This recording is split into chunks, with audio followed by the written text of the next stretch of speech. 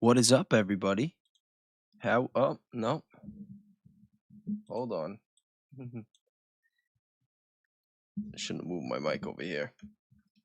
What is going on, everybody? Can you hear me?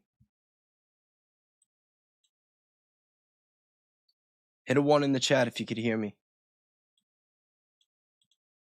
I was not planning on going live tonight, but I was looking into something and I came across something and I want to look into it more with you guys. Hold on, let me get situated. I wasn't really ready. I literally just came up here and just set everything up. What's up, Jackie? We got Lemon Hoko, Adrian World, Tino Spiel. All right. I may have some bad news, guys. Hold on. I gotta get the prompt here on my phone.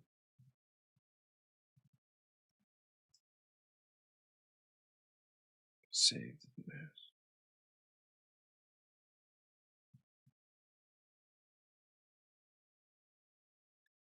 Just saving it on my phone. I'm gonna pull it up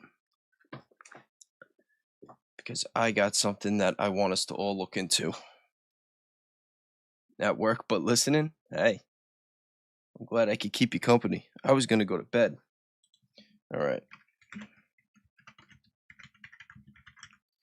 Now, you guys know how I'm always talking about mass surveillance.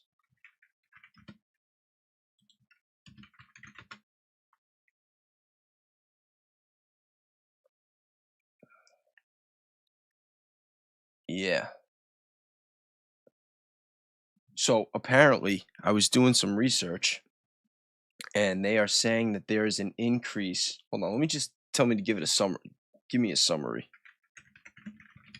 Give me a 3-paragraph detailed summary explaining in detail. I'm glad you guys are all having fun and I can keep you company and somewhat distract you while you're getting your stuff done. All right, so it's saying mass surveillance is increasingly defined by the integration of artificial intelligence with large-scale sensor. Yo, is my mic good? Because I'm kind of talking to the side of the mic. Let me know. All right, modern systems no longer rely solely on traditional CCTV cameras or wiretaps. Instead, they combine computer vision, biometric identification, and machine learning analytics to process enormous amounts of data in real time. High-resolution cameras equipped with facial recognition can identify individuals in crowds within seconds by comparing images against massive biometric databases. Some systems also analyze gait recognition, posture, behavioral patterns, allowing identification even when faces are partially obscured.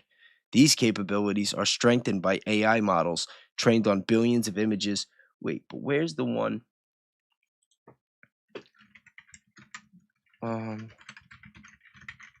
Search and analysis into the update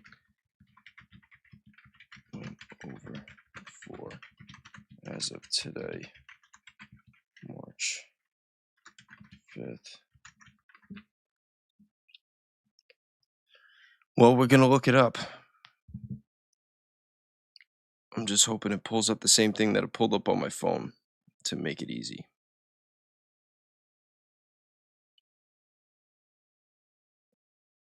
But this came up on my thing. It's saying that as of this month, as of this week pretty much, that there is a massive expansion of government AI surveillance, that it's going up 40%.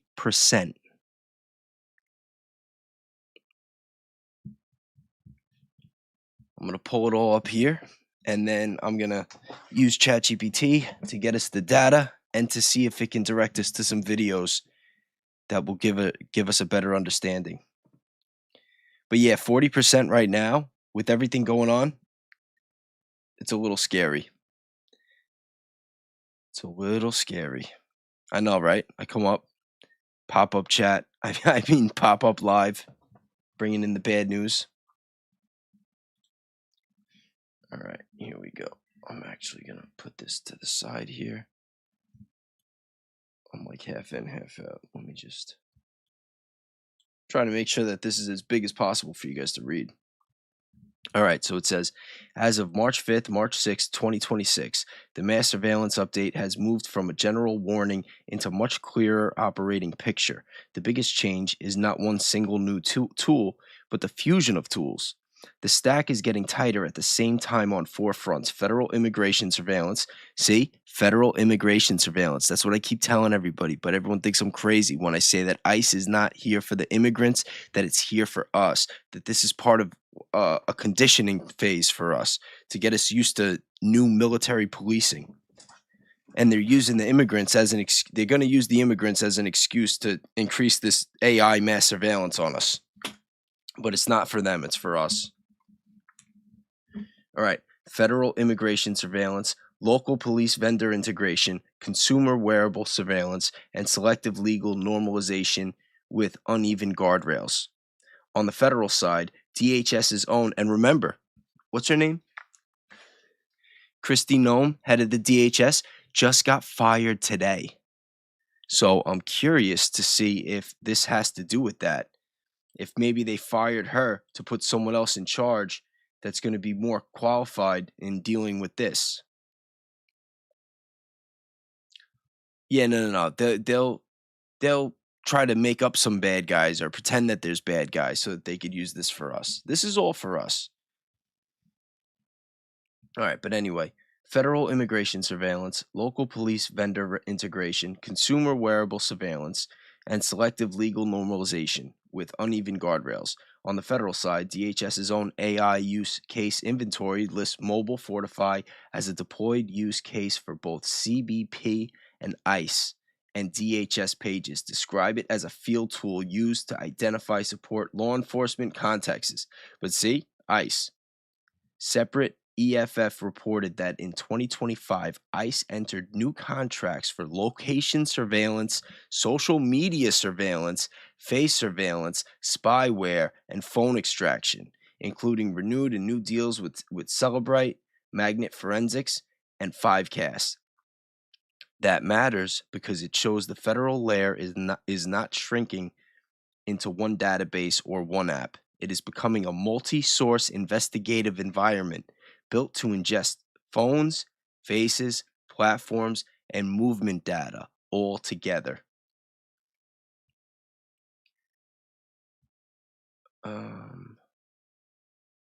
Yeah, and I'm pretty sure that they are trying to push it to make it easier for law enforcement and intelligence to cross-reference and share this information.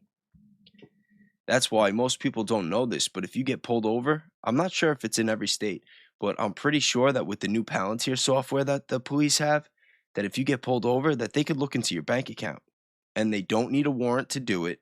And even if you take them to court, I don't think you could even find out whether or not they did it. It's really like these are serious invasions of, and it's basically dismantling the Fourth Amendment. This isn't new. It's been happening for decades. Not like this. Not like this. This is very, very next level. This is very next level.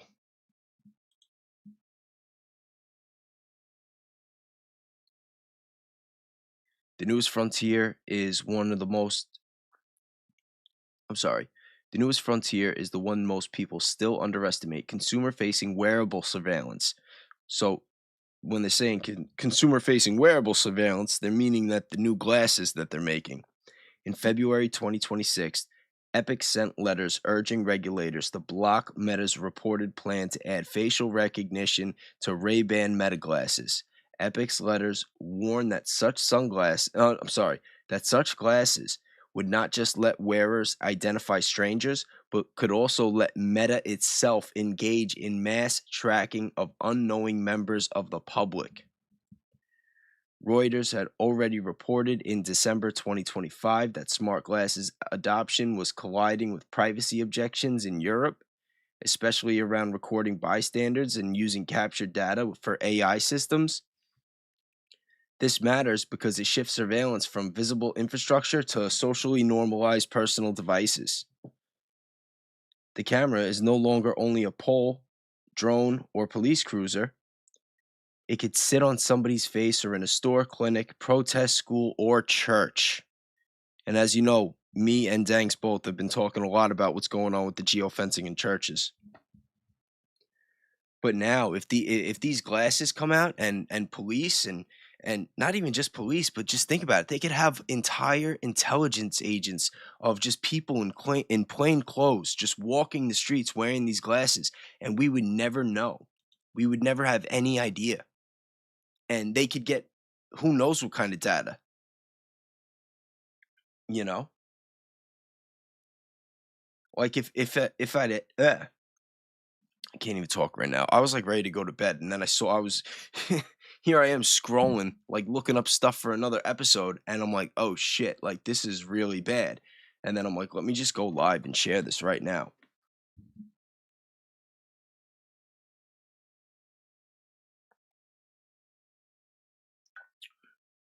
James Lee did a short video on the glasses. Is that the James Lee video that Danks covered today? Hey, what's up? I know Danks had a really good show. I was in and out of it today. I stopped in. He pulled me on the stage for a little bit, but I had a lot going on. I didn't have time to watch the whole thing, but I know he covered a James Lee video at some point. But again, this matters because it shifts surveillance from visible infrastructure to socially normalized personal devices. The camera is no longer on a pole, drone, or police cruiser. It could sit on somebody's face in a store, clinic, protest, school, or church. That is so scary. Just reading it again, I'm just like, what the hell? Meanwhile, the legal picture is mixed rather than reassuring. The EU AI Act timeline shows some prohibited AI practices already began applying on February 2nd, 2025. And the Commission says real-time remote biometric identification in public spaces for law enforcement is generally prohibited, with narrow exceptions. But in the US, pushback is fragmented. There are fresh efforts to restrict ICE, CBP facial recognition. Some localities are reconsidering or ending flock contracts, and others are moving the opposite way or openly defending these systems. The bottom line, the update is worse than the earlier note implied. The system is not merely expanding, it is converging. The undercover story is the rise of a practical surveillance stack that links biometrics, mobility, drones, consumer wearables, private vendor infrastructure, federal access, while oversight remains piecemeal and reactive. Oh, man. Let's see. Which companies are currently involved? I'm going to take a wild guess and say Palantir and Oracle are going to be at the top of the list, along with obviously Meta. I think privacy is already a fairy tale. It's just now we're realizing, like now they're going to be going public with it. And it's going to be going, after 9/11, the Patriot Act.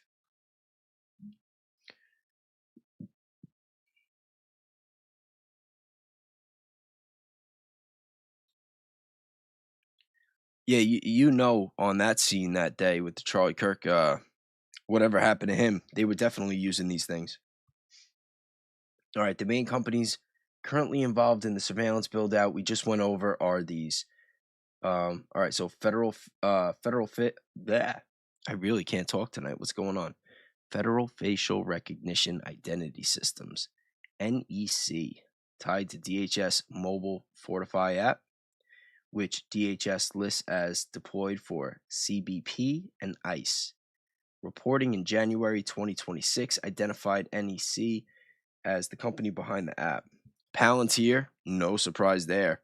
ICE is using Palantir tools for tip processing and enforcement targeting, and DHS 2025 AI inventory shows Palantir linked use cases, including Elite. Then we got Celebrite, Magnetic Forensics, Fivecast, local police. They got Flock Safety, consumer wearable surveillance. You got Meta, Acellular Luxottica, Ray-Ban. This is not good. Not good at all.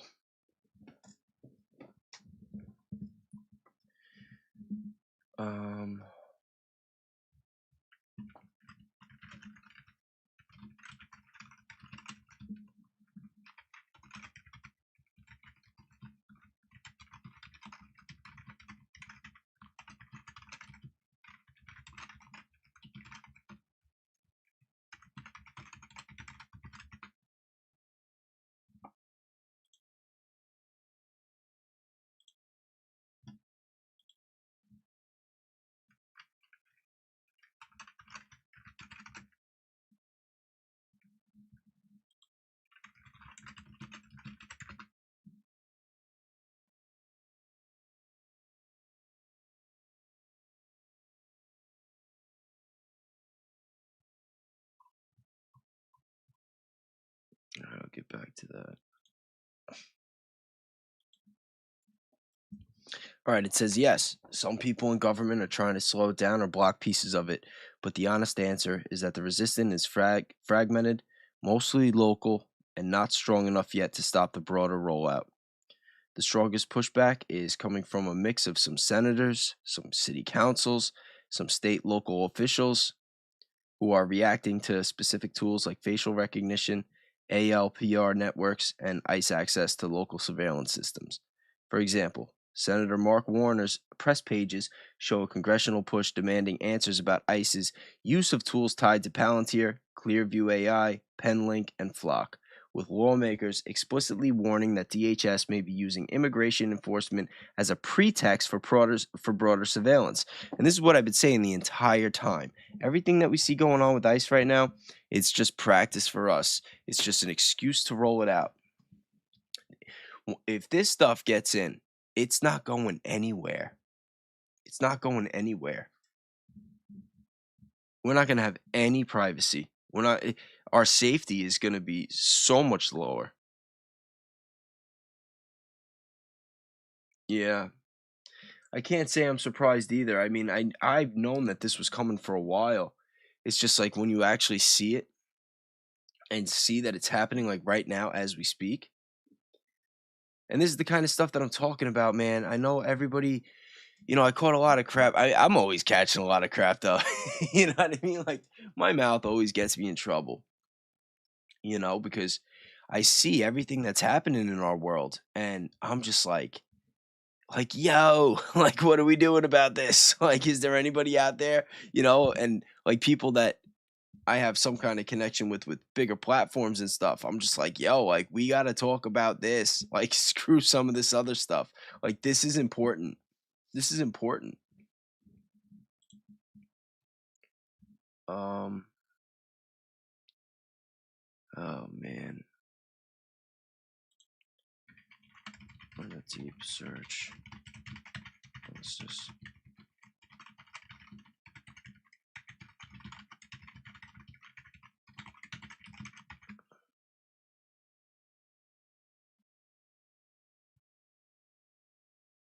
Oh, we got one. Facial recognition, tech firms, and surveillance. I'm actually going to play that on a different one now.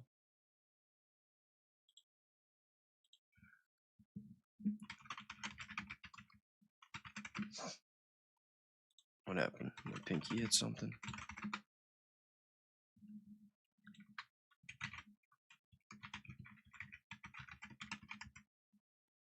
What did that say again? Facial recognition and global surveillance. That's nice.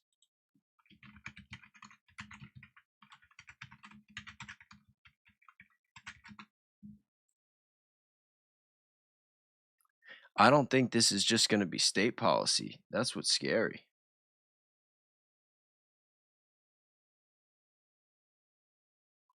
No. We're just going to have to watch it there. Look at this. When I search for the same video, it's not even coming up. That can't be good. All right. We're just going to watch it here.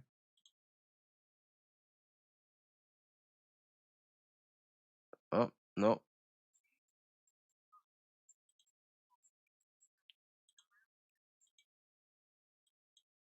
Hold up. Sorry, guys.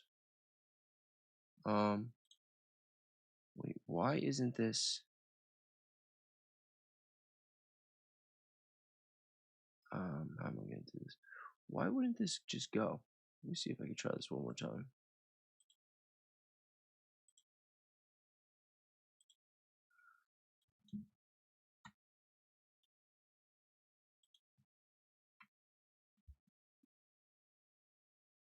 Yo, that's so weird.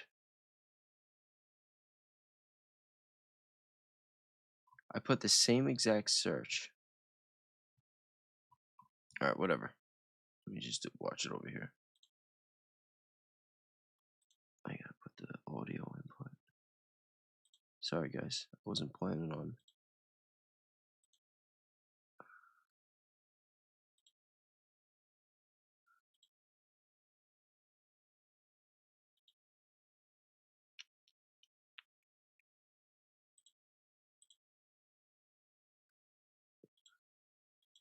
Scary too to think about. Like these companies that are trying to roll it out here, they've been using this in other places of the world. Like this is not new. You guys got to remember something. The AI that we're using, is not the AI that they have. They are always years ahead of us. They make sure to stay years ahead of us for a reason. Prohibitions can. This isn't in the USA yet. Well, I mean, this video doesn't take place in the USA. Let me see. I could probably find this one. What is this? All right, so Clearview AI and global facial databases. Let's see what they got to say. Now, as AI, we've just been discussing, continues to change everyday life, it's also rewriting our right to privacy. One small AI company in the US claims to be able to identify anyone with just about 99% accuracy based on just one photo of their face. New York Times tech journalist Kashmir Hill has been reporting about the controversial software in her new book, Your Face Belongs to Us. And she joins Hari Srinivasan to discuss the dangers of this technology. Christian, thanks. Kashmir Hill, thanks so much for joining us. First, let's start with the title. Your face belongs to us. Who's the us? How did they get my face?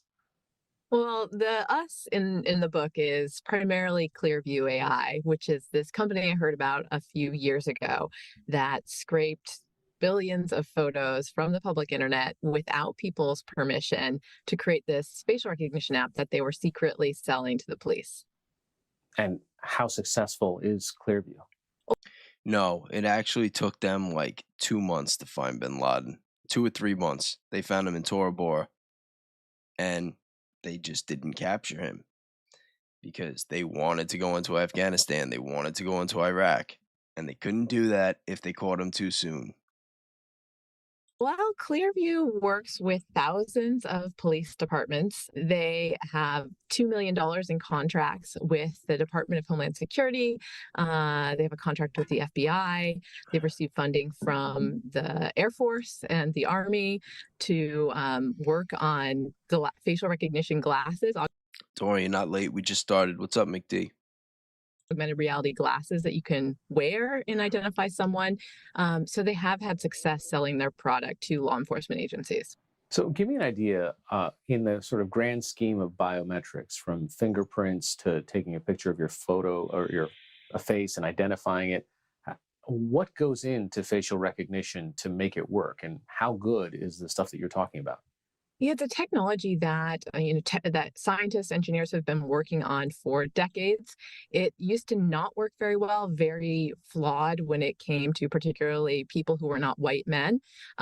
What is happening is that a computer is looking at all the information from a face, from a digital image, and if it's trained on enough faces, which there are a lot of faces now in the internet age, it's able to kind of figure out what is unique from one face to another. And so these face recognition apps go out and essentially like look for a face that matches the face it's given. And so it they can work pretty well at finding you, but they might also find doppelgangers. And so that's been a problem in police use of the app. There have been several people who have been arrested for the crime of looking like someone else. That's crazy. Can you imagine? Like they shouldn't even be using this to begin with.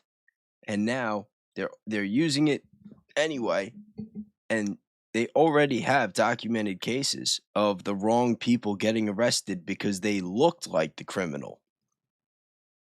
Now, this is something that has gone on in the past for years. And then once we started having advancements with DNA, you would find out that there were people that were, in jail for 20, 30 years, sometimes even longer, would get released because they would actually, do DNA testing and find out like, oh, hey, it wasn't this guy after all, or it was, they found out it'd be somebody else. And now it's like, we're supposed to be moving forward. We're supposed to be moving forward from that and making sure that that kind of thing doesn't happen with the wrong people getting arrested. And now with this whole AI thing and what they're able to do and the problems that they're having, it's scary. It might be a lot easier for people to get framed or for just honest mistakes in general. Technology that the companies have doesn't require a nice, well-lit headshot of me looking directly into the camera, right? Yeah, this is what police officers told me when I first heard about Clearview AI. They said the facial recognition technology that they had been using before that just worked on criminal, mugshots, state driver's licenses, it didn't work that well. But when they started using the Clearview AI app, which had newer technology, a fresher algorithm, it would work even when somebody was turned away from the camera, wearing a hat, wearing glasses. I talked to this one financial crimes detective in Gainesville named Nick Ferrara, and he said, it's incredible. I had a stack of wanted fraudsters on my desk. I ran them through Clearview AI, and I got hit after hit after hit. And he said I'd be their spokesperson if they wanted me. Is this leap forward that we're seeing now, is it that the technology has gotten better, or is it that essentially the ethics have gotten looser? So the technology has gotten better, but one thing I discovered while I was doing the research for the book is that both Google and Facebook developed this technology internally. As early as 2011, Eric Schmidt, the then chairman of Google, said that it was the one technology that Google had developed and decided to hold back because it was too dangerous. Facebook engineers at one point rigged up this smartphone on a baseball cap, and when you turned your head and the camera zoomed in on somebody, it could call out their name. But Facebook too decided to hold the technology back. And these are not companies known as being, Yo, I am really not happy about this. What about you guys? Chat, what do you think? You think the pros are going to outweigh the cons? Or do you think that this is just going to get used against us in bad ways? privacy protective organizations. Yeah, big beautiful bill. You're not pioneered kidding. many technologies that have kind of changed our notions of privacy, but they felt it was too dangerous. What was different about Clearview AI? Think about it. When they gave ICE all that multi-billion-dollar budget, whatever it was, I don't think a lot of people at the time realized that a lot of that budget was going to be going towards these types of AI capabilities. And now, I mean, I could look for it, but I'm pretty sure Trump just made a statement that he's cutting down on the deportations, which is crazy because I don't think they were really deporting a lot of people to begin with. It wasn't that they made a technological breakthrough, it was an ethical one, that they were willing to do what other companies hadn't been willing to do. Wow. I had a chance to interview the CEO of Clearview a couple of years ago, and at the time he said that they had not had any sort of falsehoods, any misidentification, and yet what you're talking about and writing about in the Times these days is a series of instances where people have been misidentified for crimes that they didn't commit by facial recognition software and had to, suffer because of it. Yeah, I discovered one case that appears to involve Clearview AI, a man named Randall Reed. He lives in Georgia. He gets pulled over one day by the police, and they say there's a warrant for his arrest. He is arrested. He is held in jail for a week. The crime was committed in Louisiana, and he'd never even been to Louisiana. And so he's sitting in jail waiting to be extradited. He has no idea why he's tied to this crime. I got news for you guys. I've been, you know, and this is one of the reasons why I said what I said yesterday in regards to the Charlie Kirk case. I started researching that case myself to begin with on day one. And there is a lot of stuff. And I've spoken with some of you. You know, we've had different types of correspondence. And I think that there are a lot of people that are starting to realize that something is really off with that Charlie Kirk case. And I think the whole thing is a wild goose chase designed to distract people like me, people like us that are more of the conspiratorial mind state, to distract us and just give us something to do and give us something to look at and focus on while all these other pieces start moving across the board. And I don't know if Charlie's dead or not, but nobody in government seems to care. Nobody in law enforcement seems to care at all. And that tells me one of three things. One, he's not even dead. And enough people, high up people know it, the people in the know. You know, it's a big club, we're not in it. Two, he is dead, and they still don't care because he crossed them. And at the end of the day, it's like I always say, our politics is two wings, one bird. Or three, I mean, it could be something else I'm not even thinking of. I've played these scenarios in my mind so many times, and I've gone through all the evidence, and it's like the context for the motives for him to not be here are perfect. But the behavior of everybody in his life and everybody involved, it just doesn't add up. It doesn't add up. And honestly, the more that I'm starting to learn about the world, I don't think a lot of these people even are who we think that they are. But I'll talk about a little more of that later if you guys want. And it turns out that the detectives had run Clearview AI on surveillance footage, and it had matched to him, and he was arrested, even though, he lived, hundreds of miles away from where the crime occurred. And what eventually happened? How was he kind of exonerated? He was sort of guilty until proven innocent by this technology. So he got a good lawyer, and that's what happened to these people who are falsely arrested. They do have to hire lawyers to defend them. The lawyer went and actually went to the consignment stores where he was accused of using a stolen credit card to buy designer purses, and he asked to see the surveillance footage. And one of the store owners showed it to him, and he said, "Wow, that guy actually does look a lot like my client, but it's not." It's not him. And he called the detective, and the detective revealed to him that they had used facial recognition app in the case.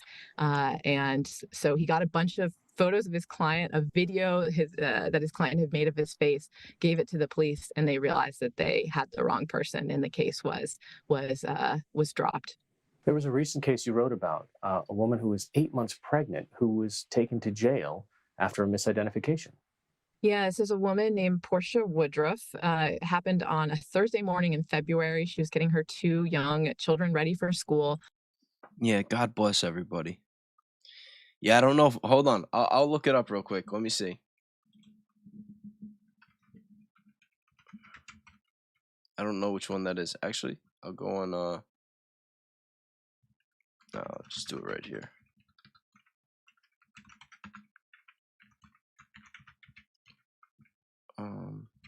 What'd you say? Ephesians 6:12.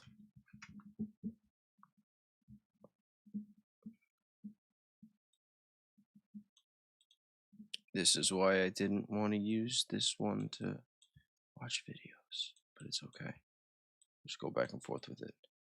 Okay, so Ephesians 6:12 states, "The Christian struggle is not against flesh and blood, human beings, but against spiritual forces of evil, including rulers, authorities, and cosmic powers of darkness in the heavenly realms." It emphasizes the ultimate battles are spiritual, requiring divine armor rather than physical weapons. Yeah, thank you so much for sharing this. I 1000% agree with this. I 1000% agree with this. And I know a lot of you guys are regulars, so you've heard my rants before. So I probably don't have to tell you. But I totally believe in this type of stuff, and I believe in Jesus. And I think that we are spiritual beings living out a physical experience. And we very well may be creeping towards the end of the next or the end of this current cycle, because I also believe that a lot of this stuff is cyclical. I don't really think there is a true beginning or end, but I think that we are getting towards the end of our cycle and that we very well may witness something extraordinary in our lifetime. Police turned up at her door saying she was under arrest for robbery and carjacking. And she was just in shock. She couldn't believe it. She said, "Well, is the person who committed this crime pregnant? Look at me." And Um, she got taken to jail, spent the day in jail, was charged, again, had to hire a lawyer. And it was all, again, a case of mistaken identity. She was arrested for the crime of looking like someone else. And after she spent the day in jail, she went to the hospital because she was so dehydrated and stressed out from being accused of this crime. It's actually the third time that this has happened in Detroit. That's where Portia Woodruff lives. And all of the cases that we know about where someone's been falsely arrested, the person has been Black. we have heard about kind of algorithmic bias and bias in the structure of systems. How does that work when it comes to facial recognition? Yeah, I mean, facial recognition technology for a long time was really flawed when it came to how well it worked on different groups of people. And the reason was that when it was initially being developed, Hey, I just want to let you guys know, you never got to say no offense to me, regardless of what your beliefs are, if they differ from mine or anybody else, as long as you're being respectful. I never have a problem with anybody expressing their views. And that's why I was saying the other day that, with all these tensions that we have, with I know everybody has different nicknames for our not so greatest ally, as I refer to them. I know some people refer to them by Boston now, some Philly. But I say, despite all the tensions going on with them, if we ever have somebody from there or that are pro there, we should welcome them too. And I think that that is what it means when I say that we are the light. It's we are playing by a different set of rules and we need to be better. And I know I might sound hypocritical at times because, I get all mad sometimes and go on my big rants and I kind of just let it out. But that's really what it is. It's like I just let it out because I spend so many hours I spend so many hours in the week just looking up the darkest and worst crap, like the most evil stuff. And it's stressful. It really is stressful, especially when I'm spending all these hours doing this and like not working a real job and making content and trying to talk about it. And then because some of the stuff I talk about is too controversial, that I struggle to get my channel up. And if my channel's not getting up, then I'm not making money. And that causes all other issues, and just every now and then I just hit my breaking point. And I think that this week, seeing everything that happened with this war with Iran, that things were just getting to me a little bit more, they were just getting to me a little bit more. And been speaking to a lot of different people and influencers about different things. And You know, I don't know if I overreacted. I think that's just part of my personality, but I don't think people should think so much into it.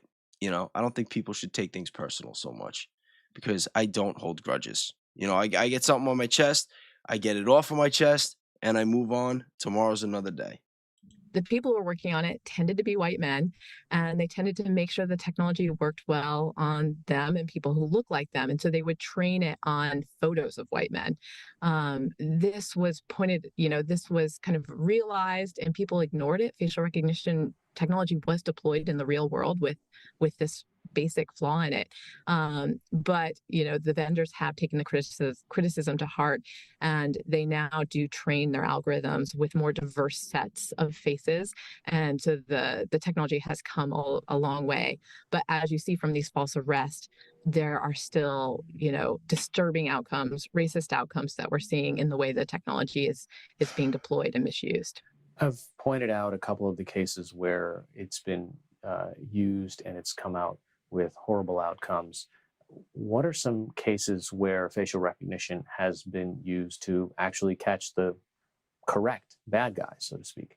Yeah, I mean, facial recognition technology is a powerful. And since a lot of people are still talking about the Charlie Kirk case, nobody really talks about if they were able to use this technology to find out if that was really Tyler Robinson. But I shouldn't be too surprised that they're going to say they're not, especially when they couldn't even get the identification right with the description in the 911 calls. But that's a whole other story. Let's keep going.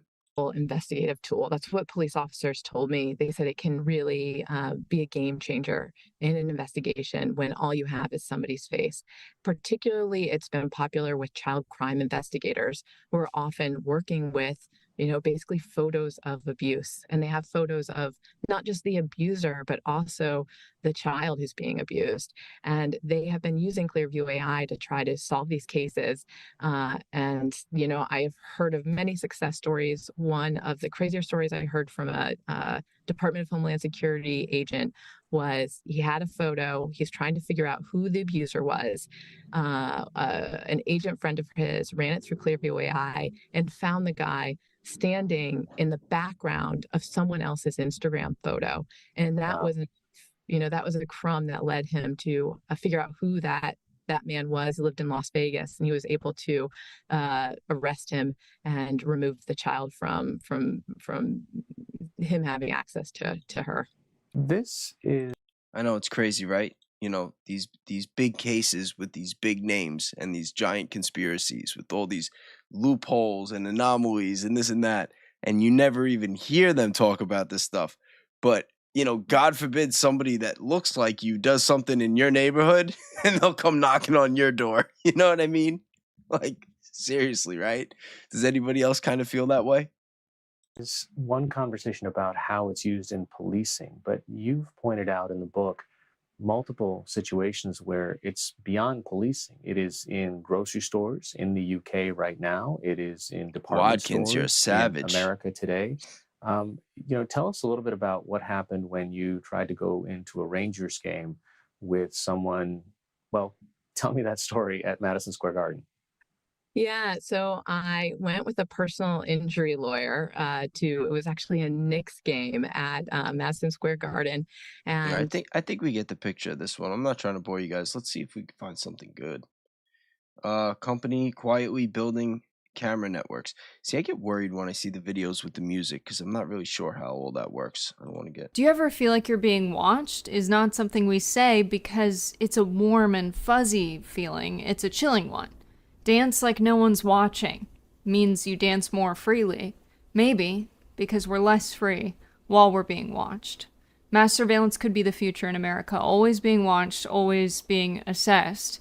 Maybe it feels like they want to keep us in line.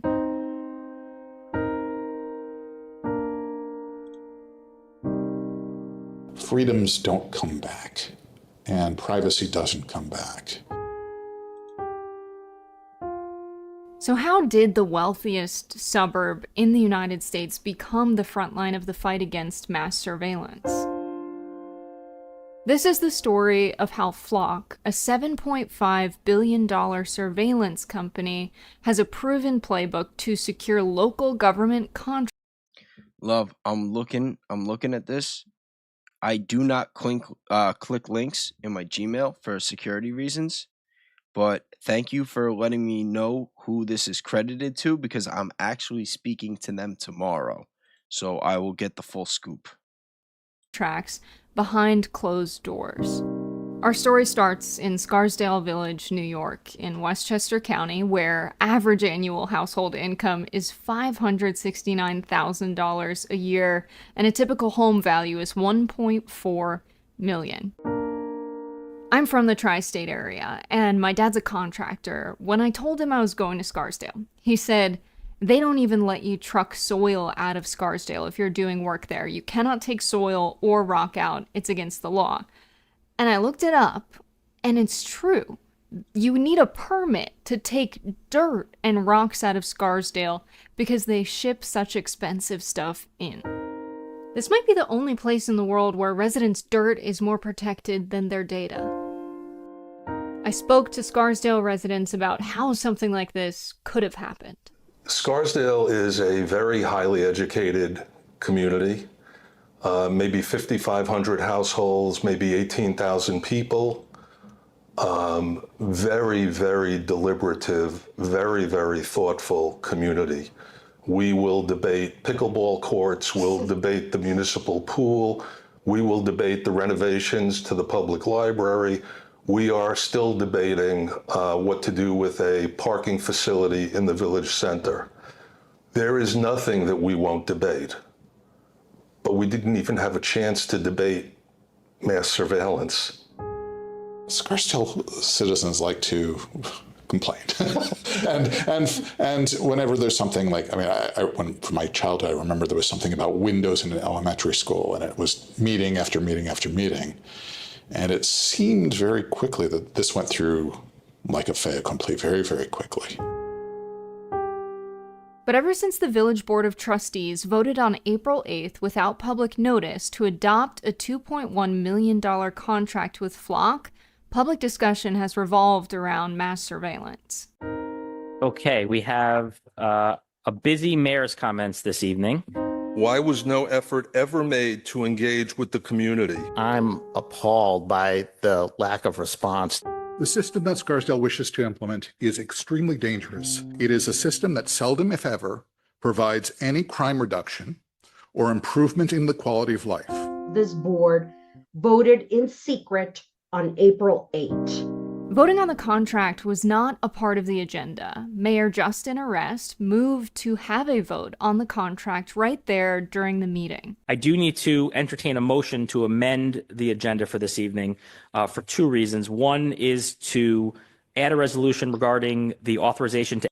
Yeah, guys, let me know in the chat if you want me to spend more time covering this type of stuff and, doing more research into it so that I understand it better. Because I'm always trying to study stuff, and I'm always reading. I'm always doing research. And, these last 6 months, I just looked into the darkest stuff. It's like I became an expert on all of the topics that almost guarantee that I'm not going to get a big following on YouTube. That there's a better chance I'm going to get myself blown up before I blow up my channel. So I'm going to keep doing the research that I do, but I want to try to expand the channel a little bit into something a little more consistent and tame and also useful, where I could still make a difference and still promote things that I think that people need awareness on. Execute an agreement with Flock Group Inc. for public safety technology. The entire process took 37 seconds total. Is there a motion? So moved. Is there a second? Second. Thank you. All in favor? Great. Thank you. At the next public meeting on April 22nd, Scarsdale residents showed up and started to speak their mind about a contract. Lemon, why do you think this video is propaganda? I'll move to another one. I'm not really feeling this video either, but I didn't really see it as propaganda. They definitely seem like they're speaking out against it. No. AI biometric surveillance. Campaigners across Europe are sounding the alarm about the dangers of facial recognition technology. This week we're asking, is this a new era of mass surveillance?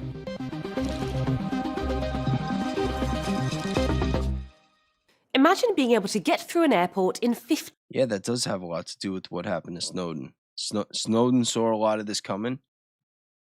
And, well, we know how that went. 15 minutes. No more queues to get your passport checked. You simply stroll up to a facial recognition camera, which in a matter of seconds captures your biometric data, matches it to details on a database, and verifies your identity. But just how intrusive is it? And should we want such detailed information to be stored by an unknown Watkins, authority? you're right too. I'm reading Because your if you lose a comments. bank card, you can be sent a new PIN. But if your biometric data is stolen, you can't change your face. The idea starts to feel a bit like an episode of Black Mirror. And yet this tech is being rolled out, often imperceptibly, in our cities. Possibly the most well-known example is in China. They said 1 camera for every 2 people in China? Yo, that is insane. That's insane. That it is a low-cost way of boosting. No, I did not watch Ian. You guys want me to put on Ian? Yeah, actually, that's always a good idea.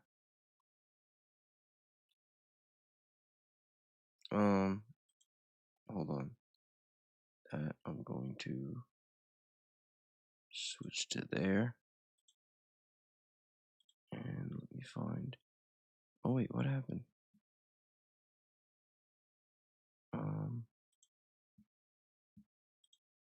What was Ian's video on? I never get his notifications anymore. It's like crazy.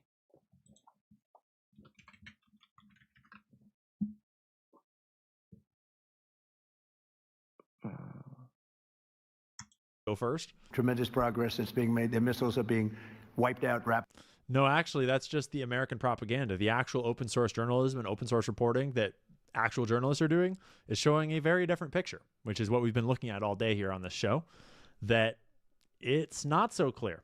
It's not so... Oh, that's funny. Is that the same... I was going to cover some stuff Trump said, too. I wonder if this is the same stuff. So obvious that America is going to win or is winning. But a Cassidy lot of people are in the reporting building. That we've been bombing painting. They actually just made me make a Kick account the other day. I haven't gone on there yet. Maybe I'll go on there this weekend. This actually would have been the exact kind of stream to do on Kick too. And then reload on YouTube. Yeah, I'm gonna. I don't want to jack Ian style, but I'm probably gonna do that. Thanks. Not all the time. That Iran painted a whole bunch of planes and helicopters out on their fucking runways, and that we've been bombing paintings. And there's a lot of different versions of this reporting going on. Paintings of helicopters, paintings of planes, IDF attacks, Iranian paintings, and releases it as destroyed target. This is my new conflict map that I'm tracking everything on. And it's a freaking cool resource because I've got this slider where I can take my slider and I can look at only sources from today. And right now I have only video sources checked. So there's only 12 red dots on the map. But if I uncheck video sources, there's 258 dots on the map. And you can zoom in and see the clustering of sources in all the sources talking about Israel, talking about Tehran, a bunch in Bahrain, in the UAE, and these are being all auto-scraped live as updates come in, the map updates, which is super useful to keep up on. And it's really useful to be able to see the pipeline infrastructure, key military bases, airfields, to sort of understand exactly what's getting hit, why it's getting hit. It gets pretty crazy when you look at all of the events across the entire war. We got all kinds of updates in Iran. Conspiracy theories are entering a dangerous zone. Information is the oxygen of the democracy. There's so much evidence out there that even if less than 1% is true, that would be enough to collapse the current paradigm and change the whole planet. Just to put it plainly. And so I feel a duty to look for the other side. And so I tend to look for sources that are contrary to that Israeli-American mainstream, right? Not because the other side is necessarily more authentic or more honest at all, and not because it's necessarily like a better side or... Yeah, it is a lot of suppressing. I mean, I've been dealing with it since day one, though, but it's like, it's been bad. It's been bad. I'm just happy that they're not like straight up cutting my stream off again. That was horrible. Writer or anything. Although I do feel pretty strongly that Israel has a way too much of a reputation for lying, and I don't trust a single fucking thing that an Israeli says. But also just because it's so gas fucking is going to easy go up a out and lot get more the than American 30 propaganda cents. line. That's everywhere. We all see the American propaganda line. It takes no skill to dig up the American propaganda line. Here, I'll tell you in like 3 lines. America's the shit. We're bombing the hell out of them. They have no chance. We're going to destroy everything. Iran is cooked. Israel gets whatever they want. Now let me put their dick back in my mouth. That's pretty much the American line through and through here. So that's easy. We get it, right? So the goal with how I'm trying to cover this and how I'm trying to understand it is to understand all the alternative reporting, all the open source independent reporting around it that decodes what is lies and what is truth, what is propaganda and what is actually happening. When America says that our posture is so strong and we're doing so good and we're delivering strong, fighting for blah, blah, blah, blah, Pete Hegseth bullshit. Like, how much of that is fluff and propaganda and how much of that is real? Who's actually winning? What are the actual odds? What are the actual casualties and numbers and all that? And obviously trying to decode specific Israeli lies is really useful as well. So that's how I'm coming at the reporting. So you will see a bias in how I track it, what my sources are, what I'm looking at, because I'm inherently trying to counter the bias of the American media landscape. And obviously, you all know that I have a very strong anti-Israel bias because fuck those perverts. Let's fast forward a little bit, though. Get to the clips. Sue me. So, exactly this reporting is. We don't know. It's TMZ is the ones with the footage. So we already don't trust it. It seems to show police boats. Oh, wait. Australia is sending military assets? They're not sending troops on the ground, though, right? Just resources? Floating around in an island setting. But I cannot confirm that that is Epstein's Island. I cannot confirm that that is Little St. James. All of the current reporting about it is basically all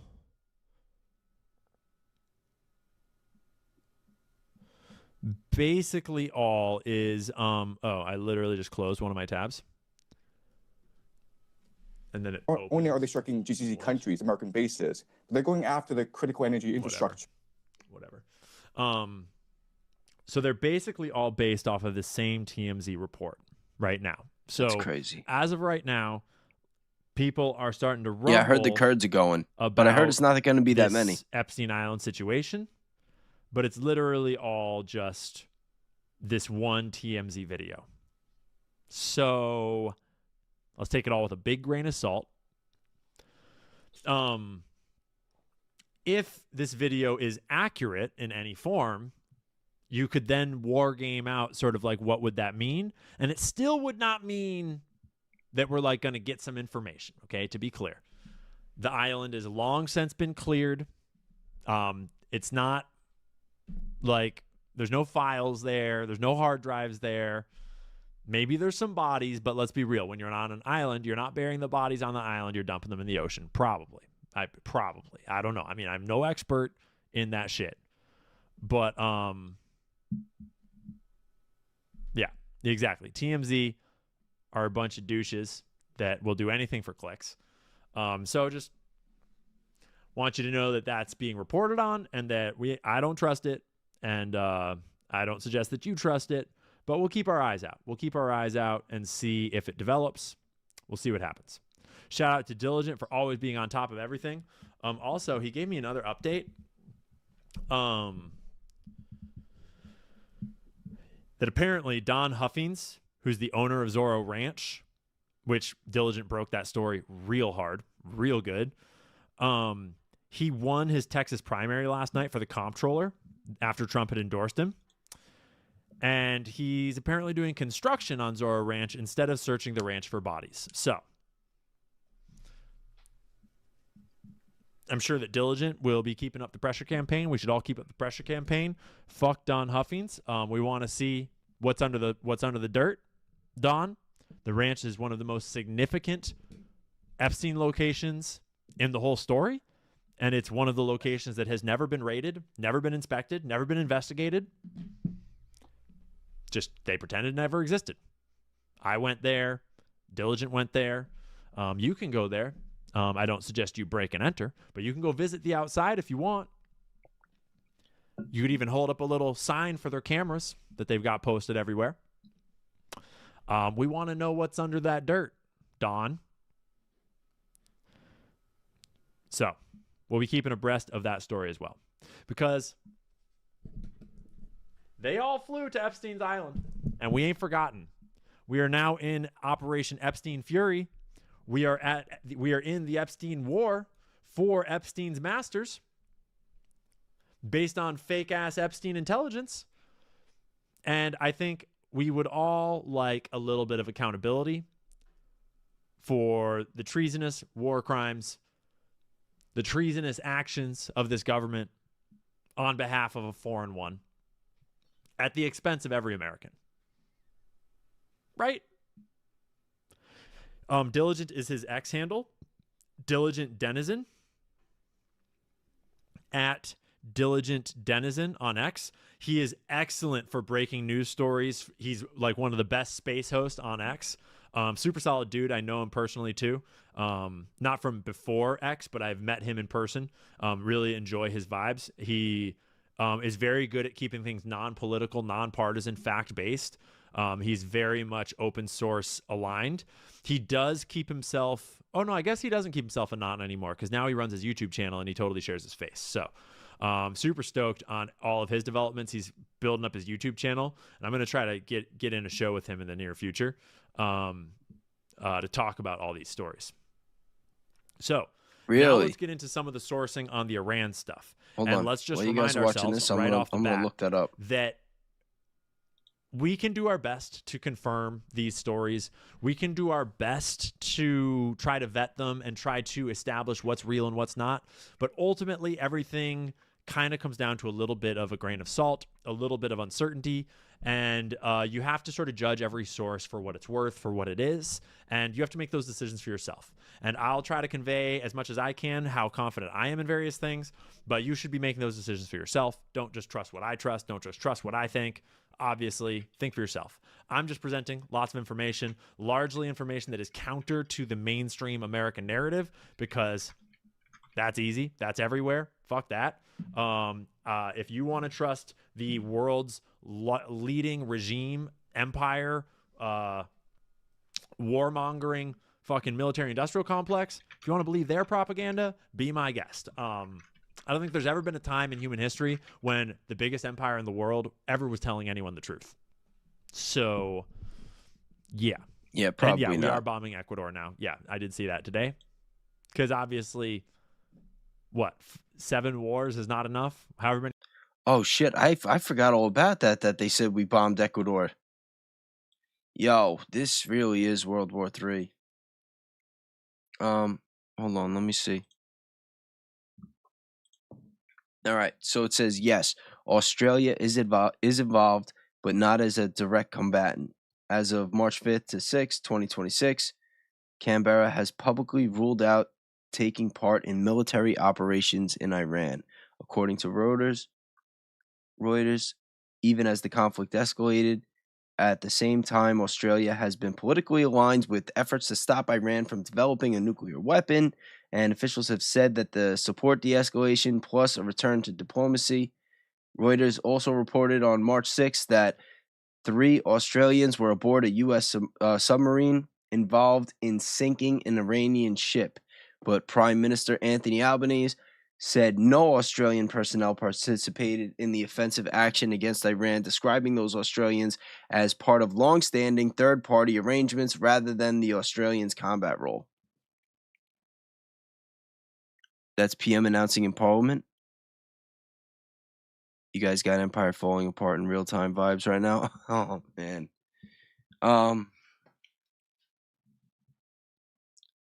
Let's find out. Run a deep search and analysis for the most updated information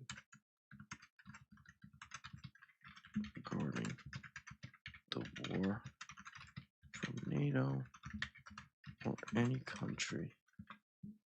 All right, let's see. 6 teams being sent.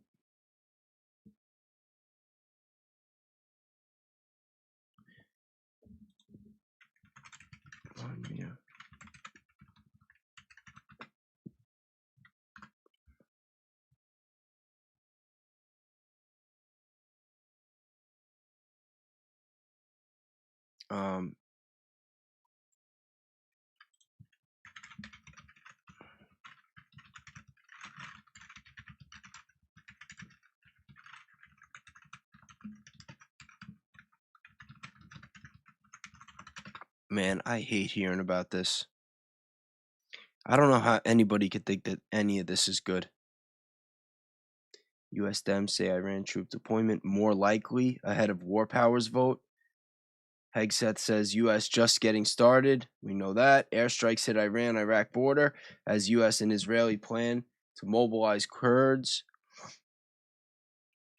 United States troops deploying to the region, but not yet inside Iran. Units already moving.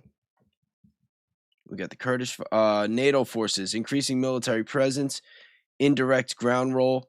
Several NATO members are moving forces into the region. United Kingdom, the UK is sending additional Typhoon fighter jets to Qatar and reinforcing regional bases. NATO missile defense posture. NATO has increased air defense readiness after Iran fired missiles towards Turkey. Ground troops. NATO forces are currently defending bases, protecting logistics hubs, operating missile defense. They are not officially deployed for combat inside Iran. Special operations, the most likely boots on the ground. Even though conventional troops are not confirmed inside Iran, analysts believe that special forces activity is highly likely. Typical early phase missions include laser designated targets for airstrikes, intelligence gathering, coordinating proxy fighters, rescuing personnel, cyber electronic warfare operations. These units would operate quietly and without public acknowledgement. Yeah, guys, I'm sorry for anyone reading this that's getting upset.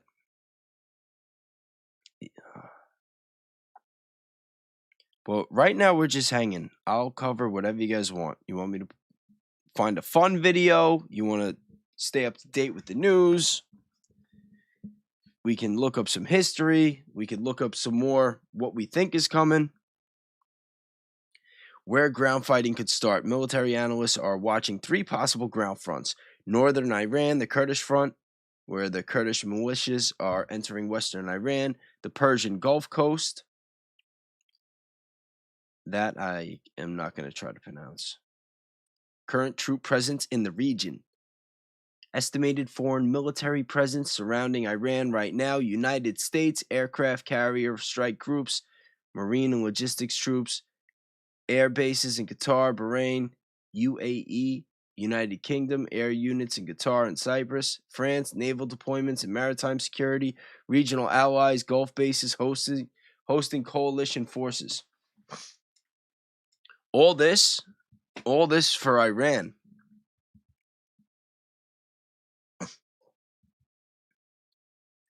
Key intelligence signal right now, the war is still primarily air and naval, not ground combat. But 2 signals suggest ground war risk.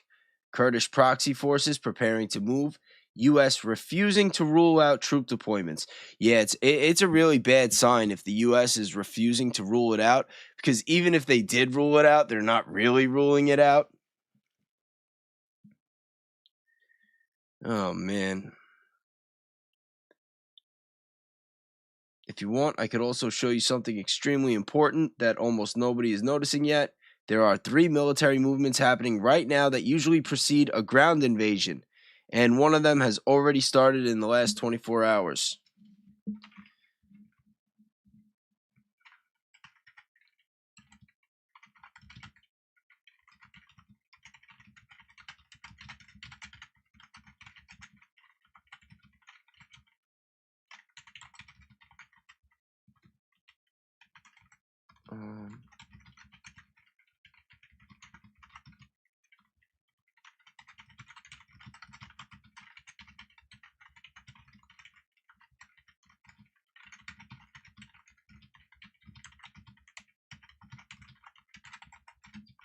All right, so I'm using the files that I have in memory in my ChatGPT and Bayes' theorem and running an additional search and analysis, and I'm trying to predict how things are going to play out in the upcoming days.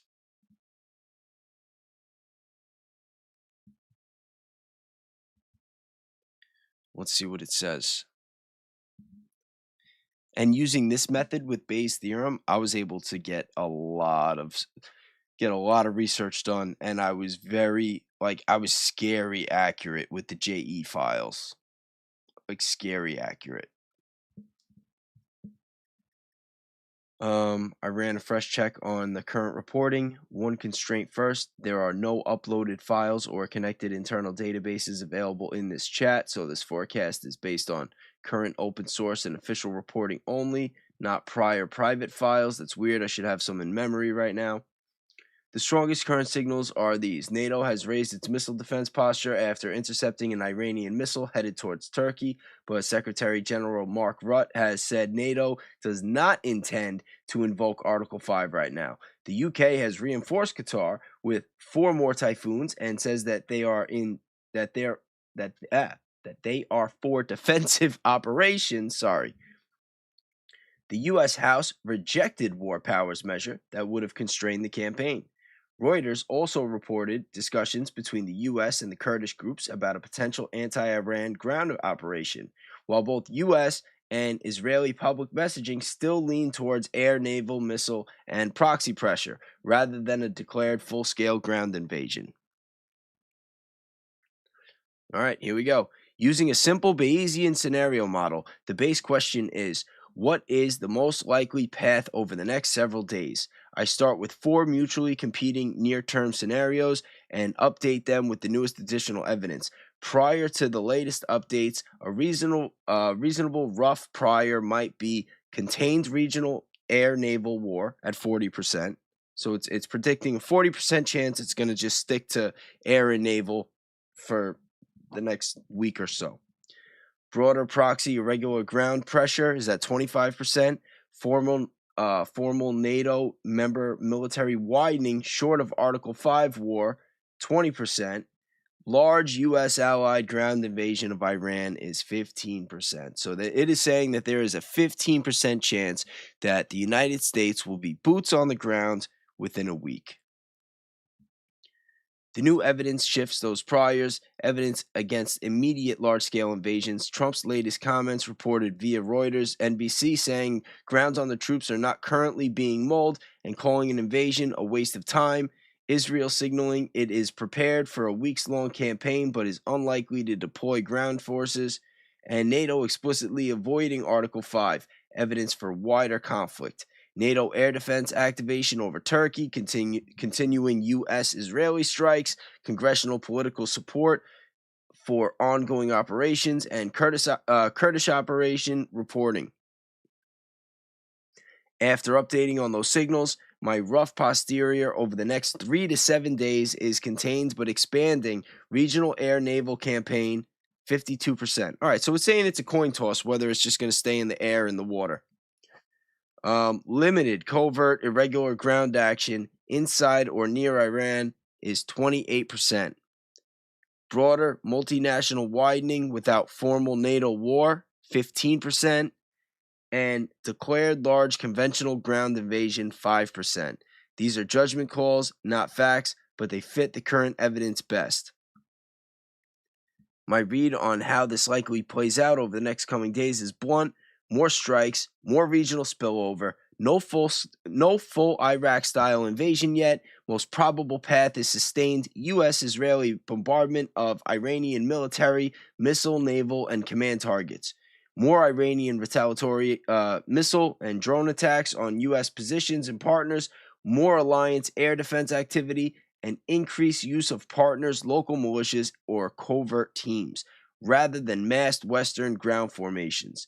The biggest near-term trigger that could blow up is the forecast would be one of three things: another Iranian missile crossing into NATO territory, a mass casualty strike on U.S. forces, or a visible Kurdish proxy push that forces Tehran into wider land response. If those do not happen, the higher probability outcome by next week is a war that is broader geographically, but still mostly fought from the air, sea, missile batteries, and proxies. If one of those triggers does happen, the probability of overt boots on the ground jumps fast, not to a full occupation, but to special operations, advisors, target designation teams, or proxy-enabled incursions first.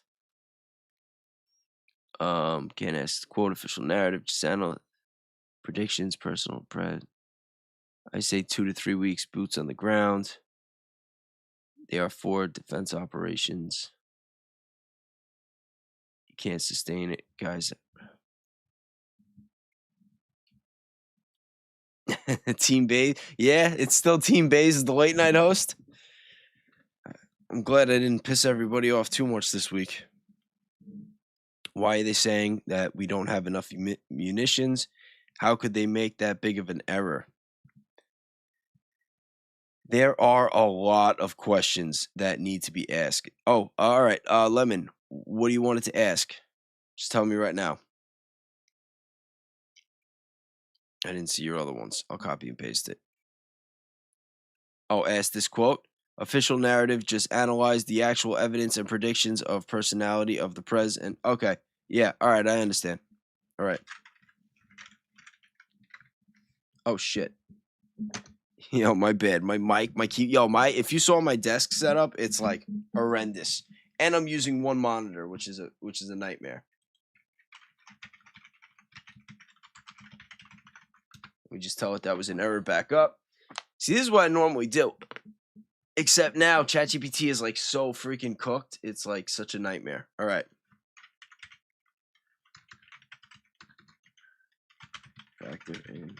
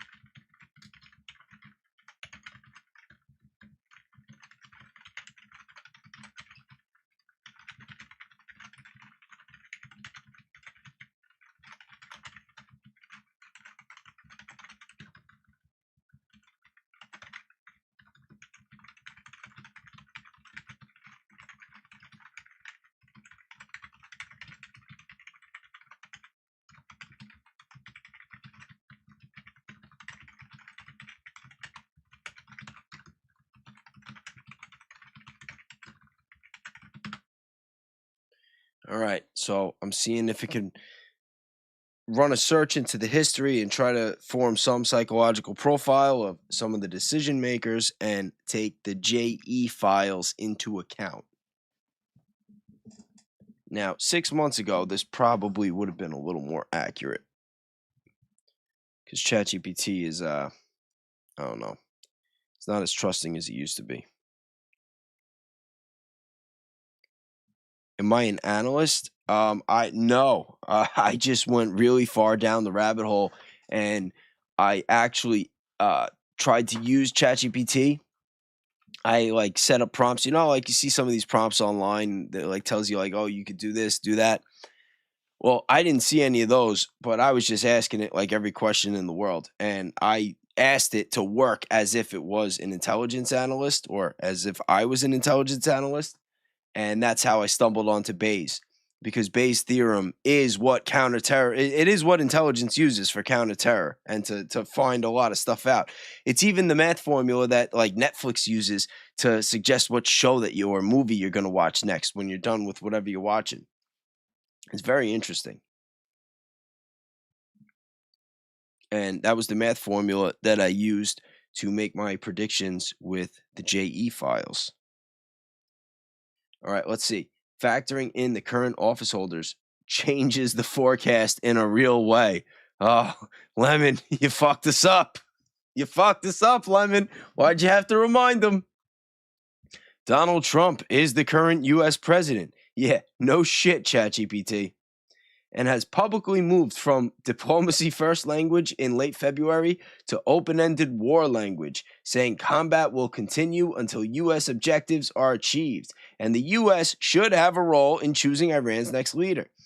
The most recently urging Iranian Kurds to attack Iran. Benjamin Netanyahu is the current Israeli prime minister and has said war may take some time, though not years, while Reuters reports he sought a tougher U.S. line on Iran for decades and sees the current war as a chance to shape his legacy ahead of the elections.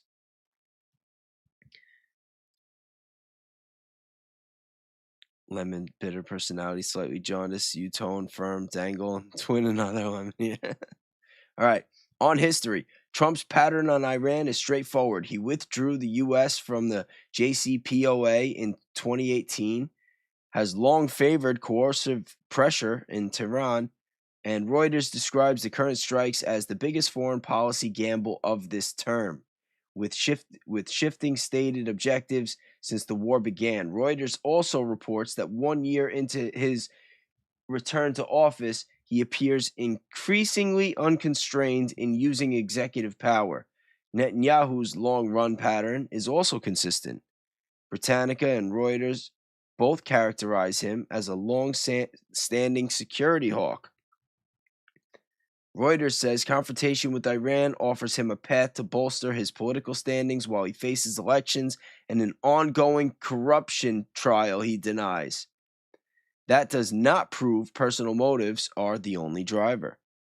But it does mean both leaders came into this crisis with pre-existing strategic and political incentives to escalate pressure on Iran rather than absorb a visible climb down.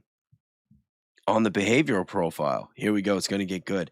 I cannot do a medical or clinical psychological diagnosis from afar, but I can build a behavioral decision profile from public conduct.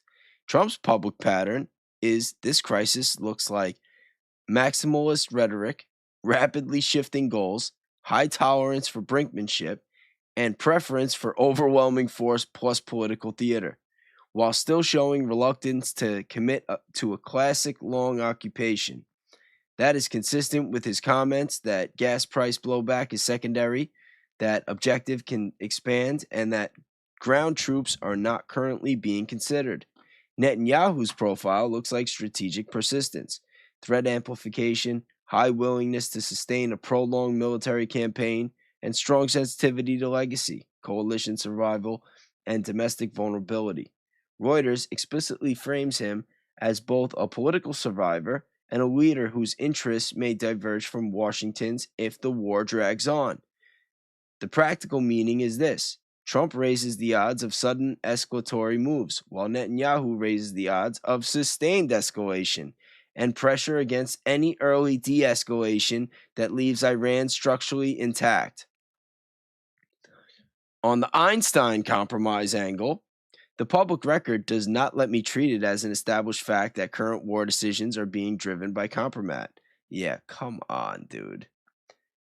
What the record does show is that the DOJ has released millions of Einstein-related pages under the Transparency Act. The DOJ itself warns the material can contain false or untrue allegations, and Reuters notes that the references to the names in the files do not amount to okay, you know what? This is just going to say. All right, so let's just see what it says, and then I already know what the next prompt is going to be. I would update to roughly 58% for a continued. All right, 22% more visible ground proxy. Bottom line, Trump and Netanyahu make de-escalation less likely in the immediate window.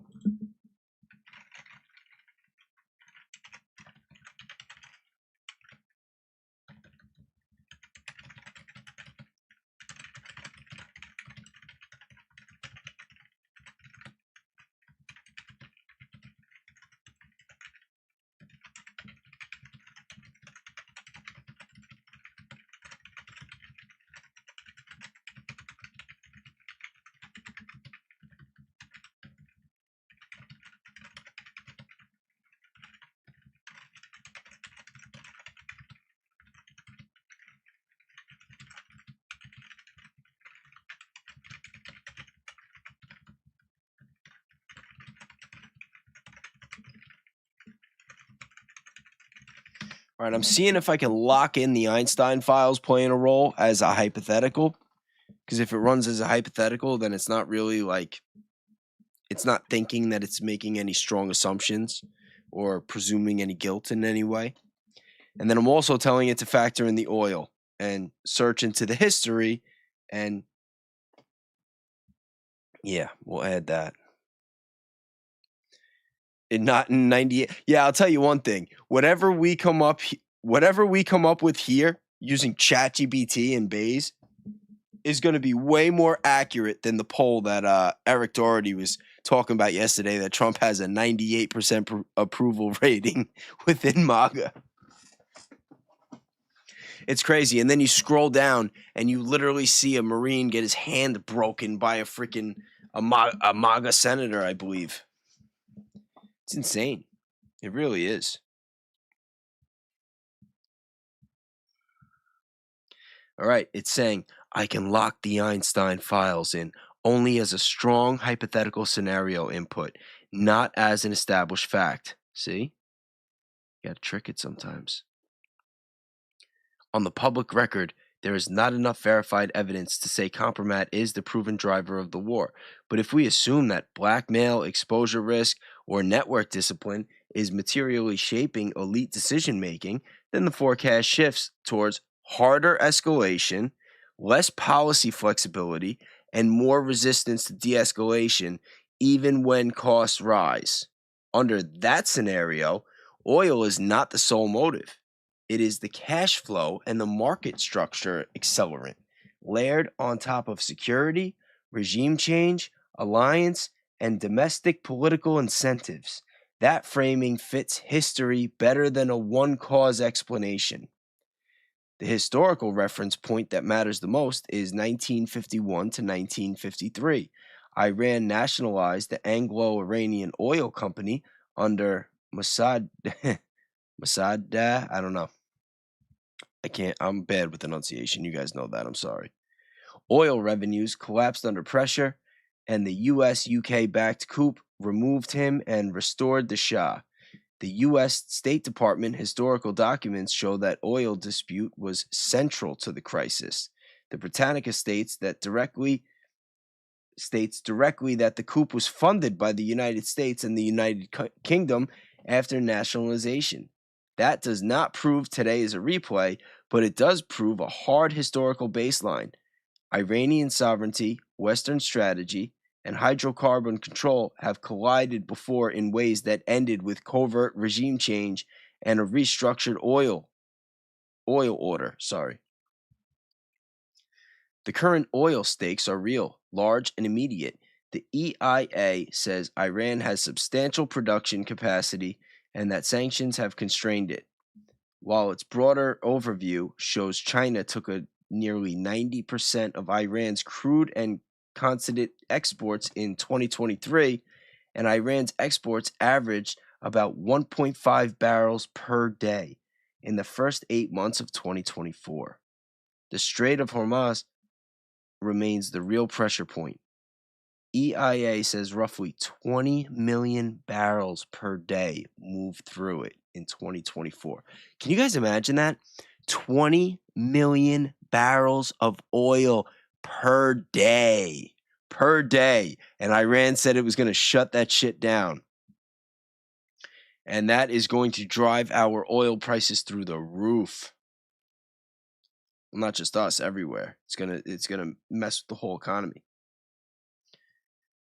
That's about 20% of global petroleum liquid consumption and more than 1/4 of global seaborne oil trade.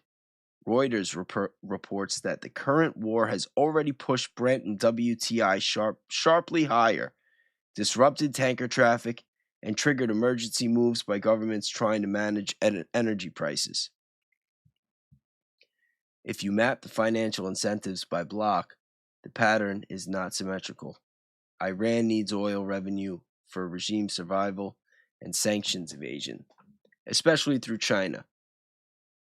So it has a direct incentive to preserve export channels while threatening Hormuz as leverage. Saudi Arabia and the UAE have mixed incentives. Reuters reports that they already raised exports and were using contingency plans as tensions rose.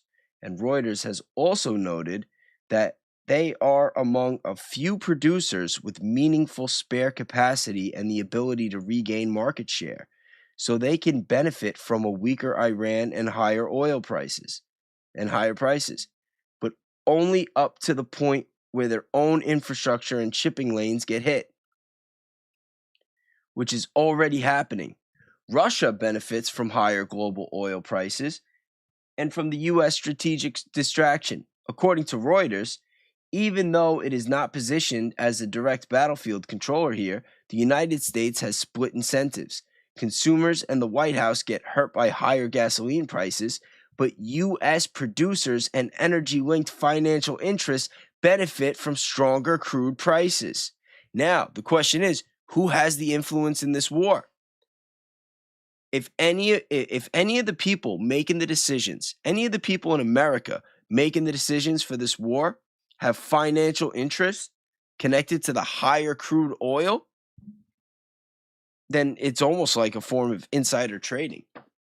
If they know that going through with this war is going to mess with the oil prices, but they have the higher crude oil, they're going to make even more money off of this. And you got to remember, these oil companies, a lot of them are connected with the defense contractors, the whole military industrial complex. And, I'm just worried it's going to be like Afghanistan and Iraq all over again, where we're going to see billions and trillions of dollars of tax dollars get spent. But they're not going to be spending it outsourcing to these other countries. No, it's going to be getting spent and funneled to the same people that are making the decisions to put us into this war. Or the companies and the people that lobbied our politicians to make this happen. It's so messy and it's so screwed up. This isn't how the system should be. And we saw it. We saw it with Afghanistan and Iraq after 9/11. With the Carlyle Group, the Bushes, Cheney, and Halliburton. They made so much money, and it put us into a damn recession. And now look, back then we only had a couple $1 trillion, and back then the deficit, the country was like a couple $1 trillion in debt, I think. Now it's like $40 trillion. How is this country ever going to get out of debt? I don't know if we can. Not like this. Not like this. This is really bad. I see, UK.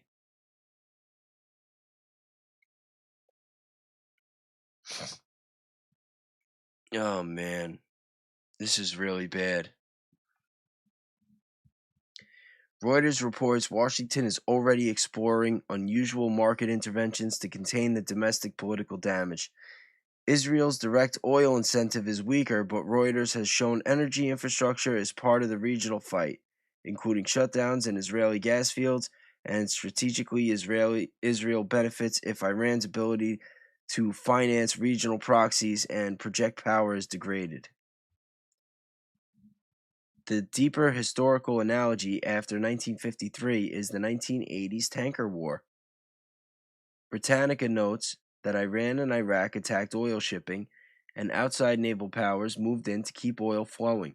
Britannica also notes the strait has never been fully closed, but shipping has repeatedly been disrupted.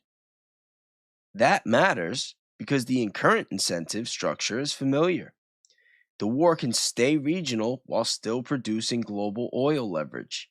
Military escort operations, price spikes, insurance shocks, market share repositioning. That is exactly the kind of environment where actors can profit, coerce, and reorder dependency without needing a full conventional occupation. Under your requested strong hypothetical model, the Einstein Compromise, treated as a meaningful hidden driver, plus oil incentives treated as a major material incentive, the Bayesian update turns more hawkish. I would model the next several days this way: 55% chance of continued air naval missile escalation with heavy pressure on oil flows and more coercive political messaging, 25% chance of expanded proxy and covert ground action, 15% chance of broader multinational widening short of full occupation. Basically saying the same things before. I don't think it's that much different. All right. Now I'm going to tell it to factor in Venezuela.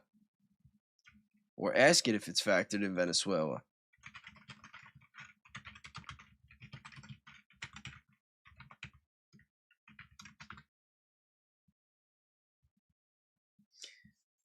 No, if you don't have any assets, it doesn't really make a difference.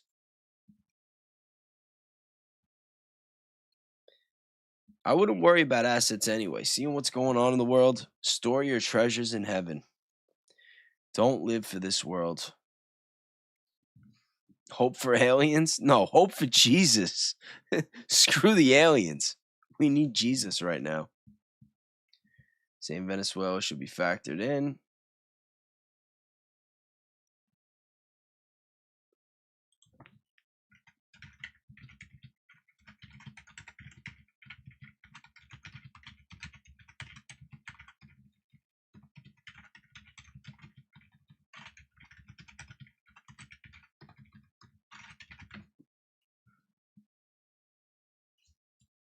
Yo, this is crazy.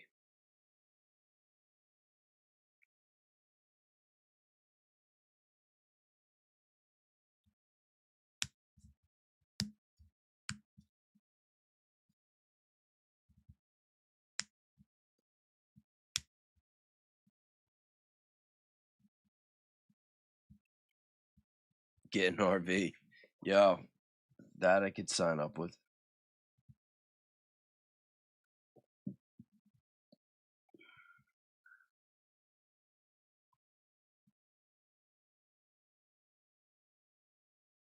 Ooh.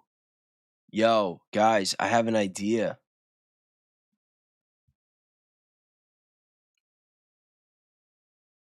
Check this out. All right, hold on. Let's check the single paragraph summary first. Factoring in Venezuela strengthens the original read rather than changing it. The most likely near-term play is still managed escalation, because the countries with the most influence over oil flows have incentives to keep Iran under heavy pressure while avoiding a total market collapse. Saudi UAE can gain share but cannot fully offset Hormuz disruption.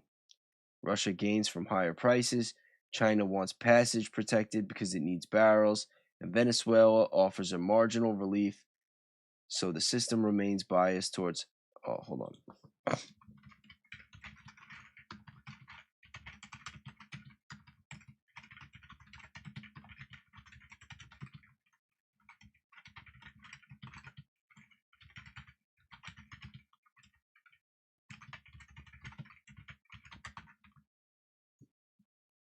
Just make sure it's got the right.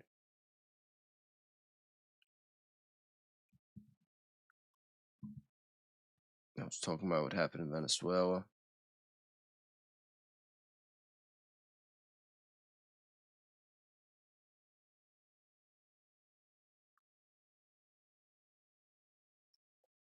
All right. When you factor in what happened in Venezuela, the boots on the ground invasion goes up a little bit. Just letting you know. All right. So after factoring in what happened with Venezuela, January 2026, U.S. operation that captured Venezuela's president significantly strengthens the theory that Washington may favor a rapid decapitate the leader strategy rather than a full invasion. Hold on.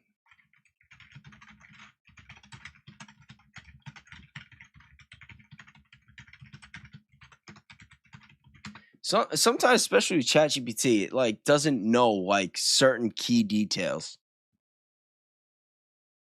Let's like remind them that it already took out the Ayatollah. That might make a difference.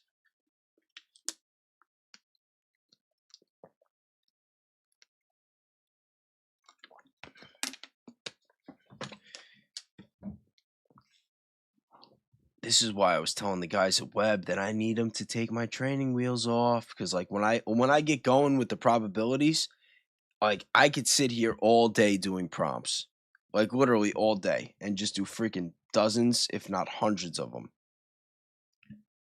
All right.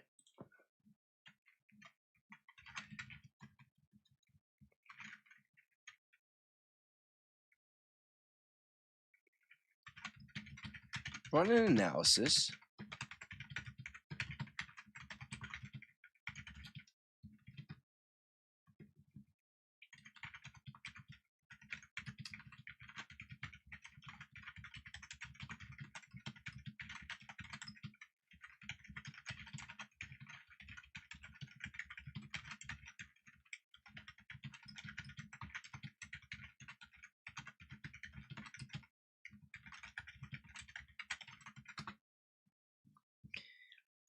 Now I'm asking it to run a search. I'll also consider that. Yeah.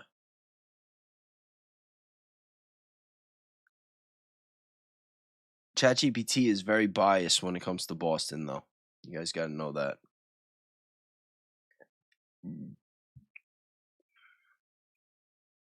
What I'm doing is I'm asking it to give me a list of things that it would search for in the files. And then we're going to take it and search web and see what we find. And then take what we get from web and load it back into this.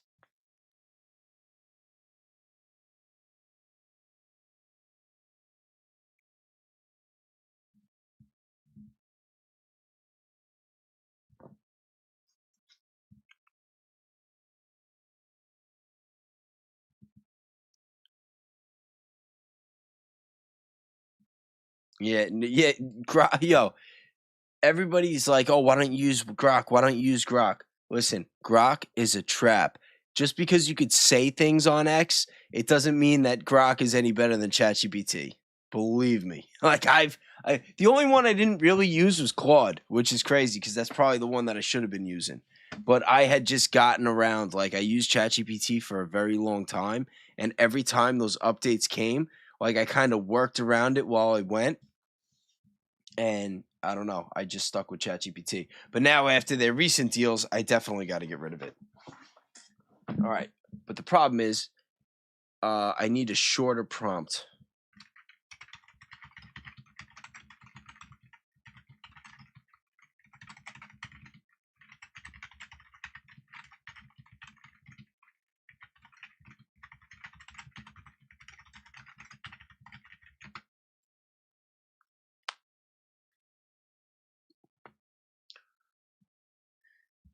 What time is it near me?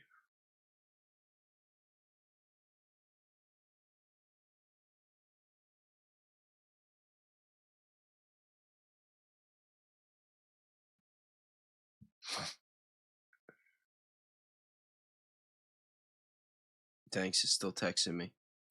He found out somebody took my idea.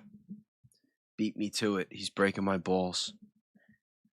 I was talking about making a database using Bayes to go through the files. Not like something different than web, though. to work on redactions like I had been a couple months ago, and he's saying somebody already did it. But that's all right. I got other ideas. And right now I'm just focused about trying to find a way to make money on this channel. All right, let's see.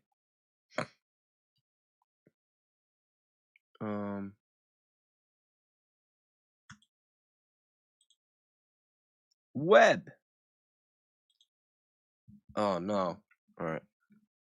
I'm going to stick on web for a second, so let me just get the chat ready. Bum, bum, bum.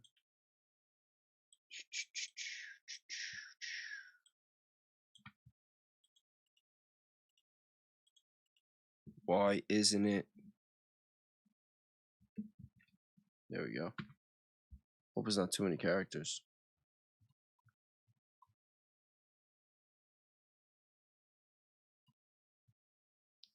Oh, I don't even know if this is a new chat. All right, we'll see. Yeah, I have a paid version. I used to use like the really expensive one, ChatGPT Pro, but I don't do that anymore. I have web video called ChatGPT. Is that a thing?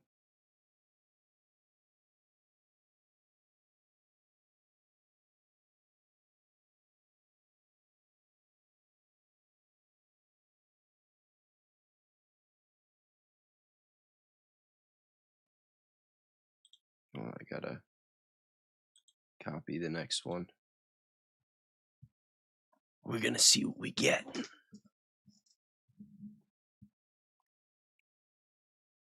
We're gonna have some fun tonight.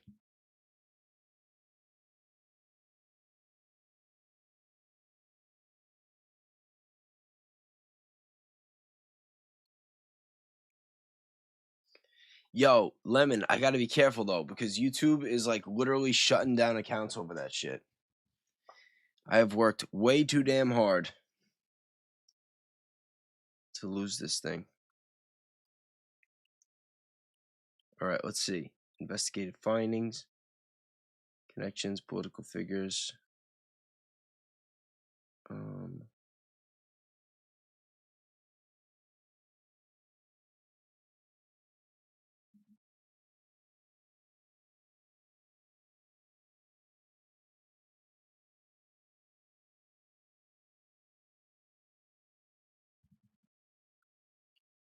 I don't know if this is giving us really the goods though.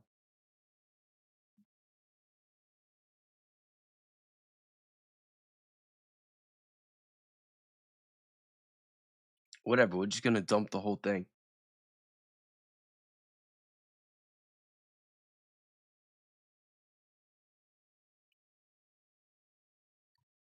Got a lot here.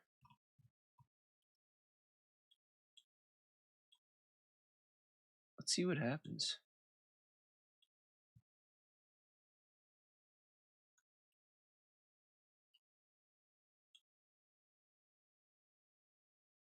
Thank you for the super. I gotta see who that is. Oh, I'm in OBS. I'm not on StreamYard, so I can't pull it on screen. Awakening. Thank you very much. Rathborn was suspended for a week for covering the war. Really? That's nuts. I hope I don't get suspended. But and Valhalla's been getting shut down too. But how are they covering it though? You know, because if they're having strong opinions and they're showing like a lot of graphic imagery or different videos and stuff, like what I'm doing right now, it's more analytical. I hope that I wouldn't get, you know, shut for this. I'm not really even stating opinions. I mean, not that I have to. I think you guys know my opinions on all this, but you know, I almost put it into the chat.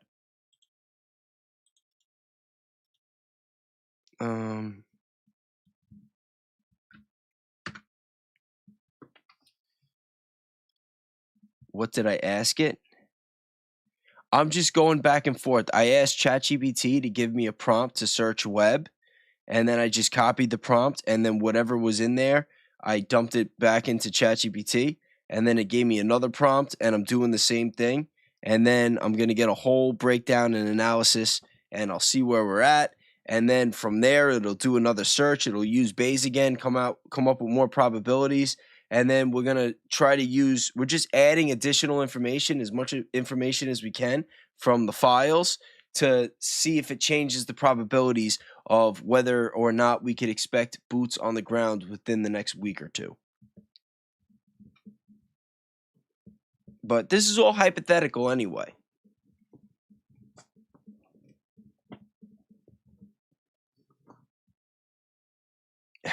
You know how bright that was? I'm in a dog cave. That's funny, Cass.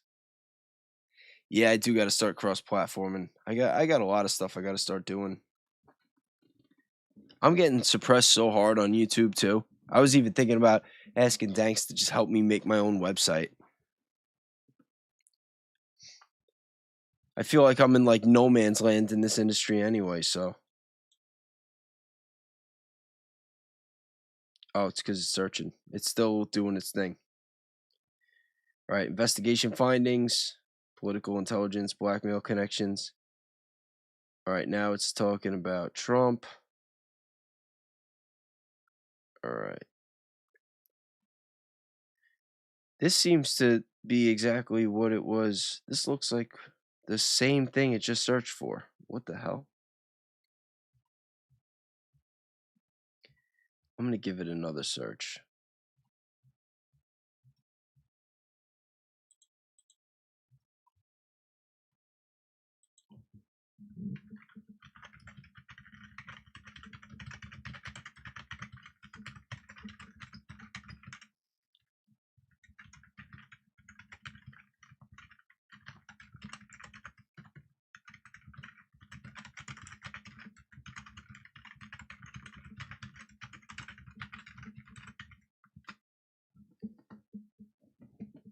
All right, we'll let that cook. Now we'll go back to this for a little bit.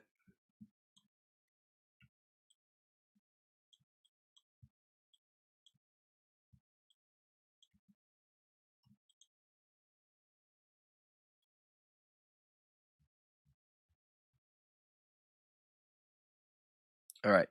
The summary raises several serious claims that would materially affect any geopolitical or influence network analysis. Before integrating them into a predictive model, the most important step is source validation. Oh no.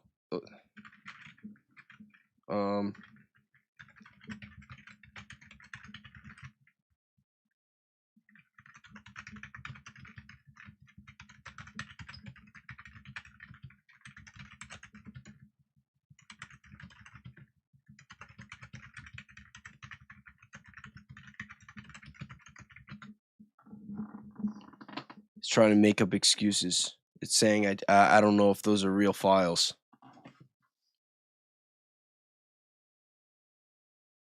A Bayes vid of e-files came up on my feed. I haven't left since. Yeah, right? That's funny. Yeah, no, I like having nights like this where like I do some research live with you guys and we like just get to hang out. I would like to do this at least once a week. Gotta get some music though. All right, let's see what it says. Under that assumption, the model changes materially. If those items are treated as confirmed from the declassified Epstein files, what do you mean treated as confirmed? Like they are from the files. Like, yo, ChatGPT is on some shit. Then several nodes that were previously speculative move into high weight evidentiary category. The sustained contact, the intelligence proximity, camera-based compromise. All right.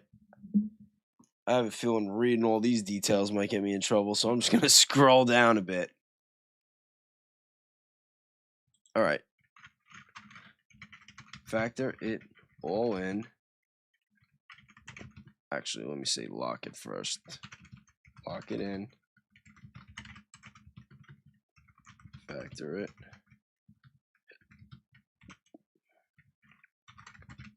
run an additional search and analysis.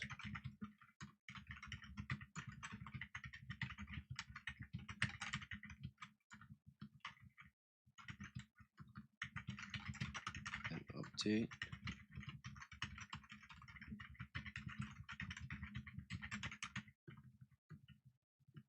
Give me a detailed analysis.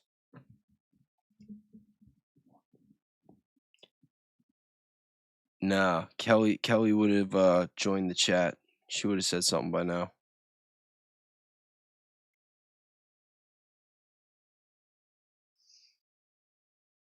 Yeah, that's always fun, Awakening. Those conversations are always fun to have, let me tell you. I had one with a pastor yesterday. You can imagine how that one went. You know, some people, they grew up in a different time and, you know, they grew up in like really, really heavily indoctrinated. And people are going to believe what they want, unfortunately. We can't save everybody.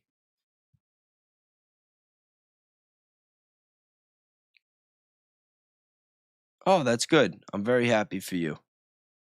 I'm very happy that you were able to have that type of conversation with somebody and that they were open-minded. There, by me, it's 2 in the morning.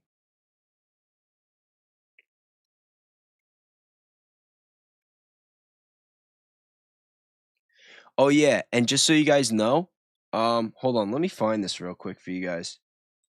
So, I mean, I know some of you have it already, but just in case some of you don't, I'll give you guys my email, and I can give you catch-up prompts or the whole file.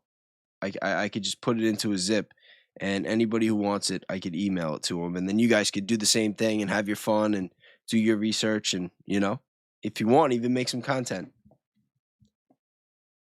Image.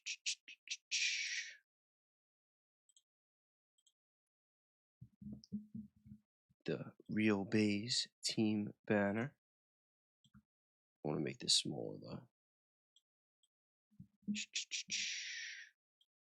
That's my email. I do answer it pretty much every day. I'm very accessible. And if you want to support the channel, there is one more banner.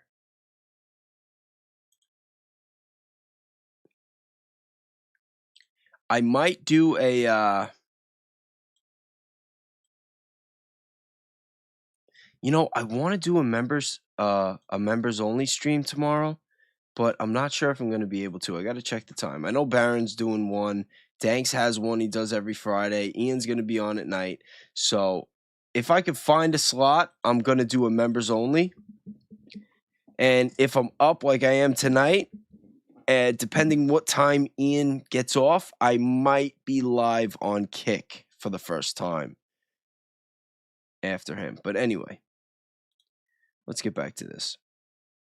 All right, so using the Einstein file findings as lock scenario inputs, the model shifts in one clear direction, away from a short negotiated off-ramp and towards managed escalation with leadership shaping goals. The biggest public side reason is that the war is already beyond a narrow punitive phase. Trump has said the U.S. should have a role in choosing Iran's next leader, backed Iranian Kurdish action against Tehran, and shrugged off fuel price pain. The House also rejected a war powers resolution that would have constrained him.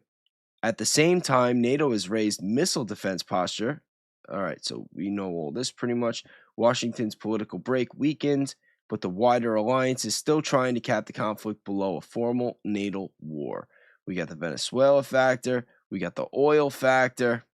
Updated probabilities the next 3 to 7 days. Let's see if there's any real change. It's actually increasing, which is good news. 56% that it's continued to be in the air and the Navy. And missiles, obviously, which is not good. 22% for a visible proxy irregular land phase. Although I don't know. I don't know how accurate these numbers are because we've changed a lot of factors and I'm not seeing all that much change. It's very weird. 12%, a broader multinational widening short of formal NATO war. A 6% negotiated pause, operational slowdown. I don't know if I've seen this before since we've been running these probabilities. This falls because the domestic U.S. break weakened. Trump's rhetoric got more maximalist, and Khamenei's strike makes simple de-escalation harder. 4%, overt large-scale convention invasions. Still low, rhetoric is hot, but current public military framing still points to coercion without immediate full occupation. Yeah, I don't know if ChatGPT is being that honest with us. I don't know. What are you guys saying in the chat? I'm going to find a video for us. I've been doing this for a while. You guys want to go back to Ian?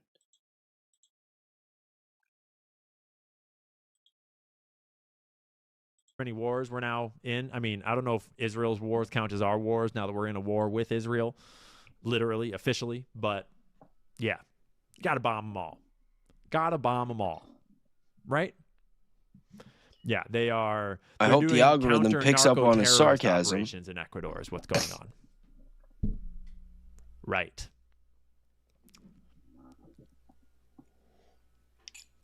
So, on to our first source. This is being posted directly by Representative Jason Crow, ex-Army Ranger. He's a Colorado congressman. So I don't know. It looks like he's a Democrat from Colorado. I don't know. I don't have any background on his political leanings in any more depth or granularity than that. He is a Democrat, so take that into account. But here is what he has to say. They are lying to us and to the American people. That is what is happening here. That's a hell of a voice, bro. But let's not be judgmental. There is no intelligence. I'm going to be really clear. There's no intelligence that shows an imminent threat to Americans or the American people from Iran. Now, Iran is a rogue terrorist regime. That is true. But there has to be an imminent threat to us for the president to unilaterally conduct military action without congressional debate and without congressional authorization. And the reason why congressional involvement is important here is because that is the accountability mechanism. So he's on the Armed Services Committee and the Intelligence Committee. So he is in the chairs where he should know if, like, he theoretically should be privy to this information. That's the accountability mechanism to make sure that we don't have a president that will get us into a quagmire without the consent of the American people, because it's the American people that have to do the fighting and the dying and the financing of it. And they're just bypassing this whole process, and they're lying to us about it, right? The analysis doesn't begin and end with, is Iran bad, right? Iran is bad. The regime is bad. There's no doubt about it. But the Taliban was also bad. ISIS is also bad. Saddam Hussein was also bad. Israel is also bad, by the way. And we screwed up those conflicts in a pretty big way. So this has to be course corrected, and it has to be corrected immediately. So that's a Democratic congressman from Colorado who's on the Intelligence Committee and also the Armed Services Committee. And he is saying Trump is lying. I serve on the Intel and Armed Services Committees. There's no intelligence that Iran posed an imminent threat to the U.S. or the American people, which is obvious when you think about it. Duh. They don't have missiles that can hit us. They have no intention of hitting us. They don't have nuclear weapons, although now they might think about, now they're probably going to develop them. It's all made up, according to Representative Jason Crow. We just couldn't let this one slip by because it's too fucking funny, dude. This one is too good. Do you think Israel, forced the U.S.'s hand here, boxed the U.S. in on this? Look, no one wants a nuclear war. No one wants a nuclear Israel, but we certainly don't want an endless war, plain and simple. So he just said no one wants a nuclear Israel. He starts to walk away. What did I say? Oh, no.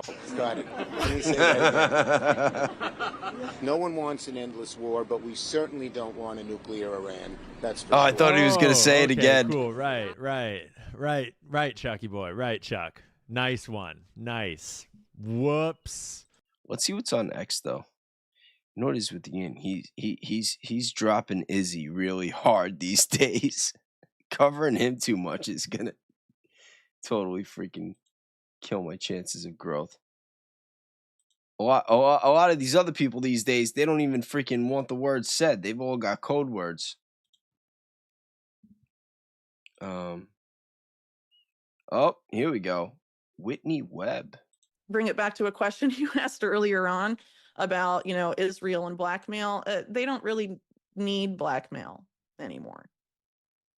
And I argue at the end of my book that Palantir, Peter Thiel's company, really makes it so that, that's the new Jeffrey Epstein at the end of the day. If they want to blackmail you or know something about you, they just access what Palantir sucked up about you and your search history, your communications, your finances, tweets you've liked in the past, all sorts of things. You don't really need Epstein in the surveillance era, Do you think when they said tweets are private, it was just an inducement to get us all to like what we really want to like so they can hold it against us later? It's possible if they want to hold it against you later. The disturbing thing about Palantir is that it's really about pre-crime. They were the pioneers of predictive policing. They were originally, almost everywhere they've piloted predictive policing have been low-income minority neighborhoods where they... Oh, yo, because I just read Jackie's comment. I'm pretty sure, I'm not positive, but I am pretty sure that this Saturday night, me, Danks, Kelly, and Blake should be back on again. I have to confirm with Blake, but I'm pretty sure. But I'll get back to you guys on that tomorrow. Decide who's going to commit a crime before they commit it. And that's essentially what the... we'll see. Administrative detention, maybe, if we go the Israeli path.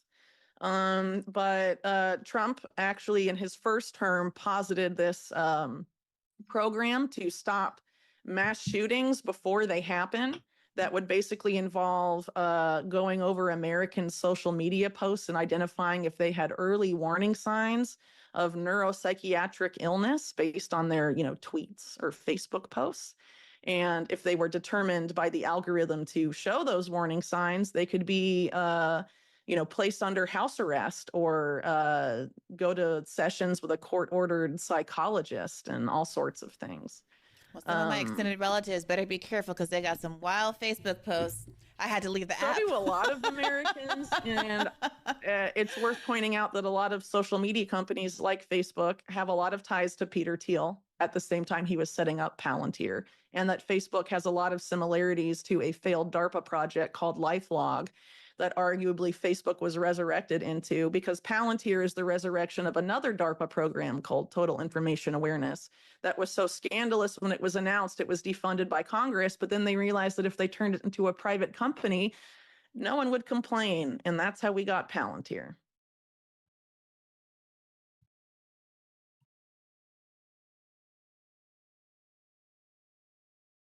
Nope, what was this?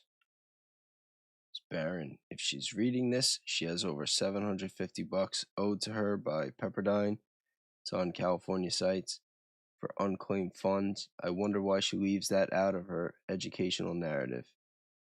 And it's from Candace. Happy hunting. Erica Franzve. Interesting. All right. Well, I got this on screen now. Oh, here's Fuentes. Trump 2024.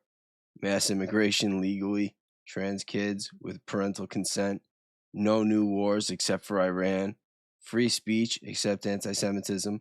Pro-life, but not at the federal level. Tax cuts for corporations.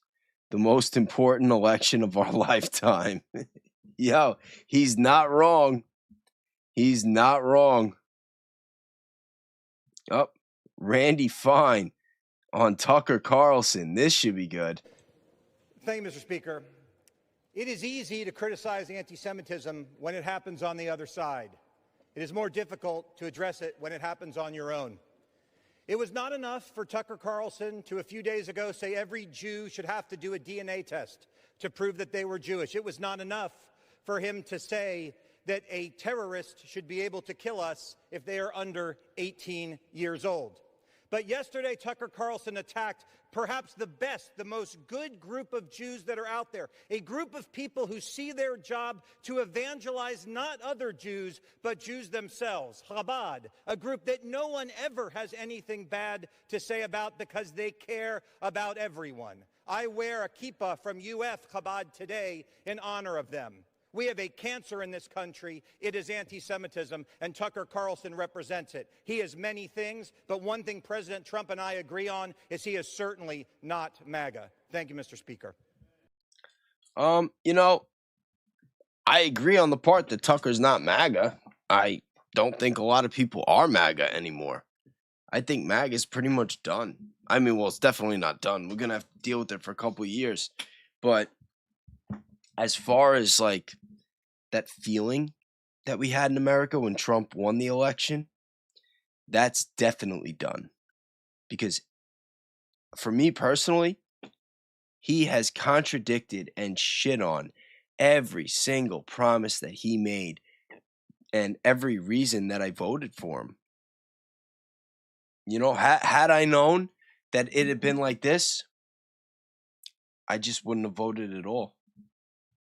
And I don't know when the next time I'm going to vote is. We're going to need some real change.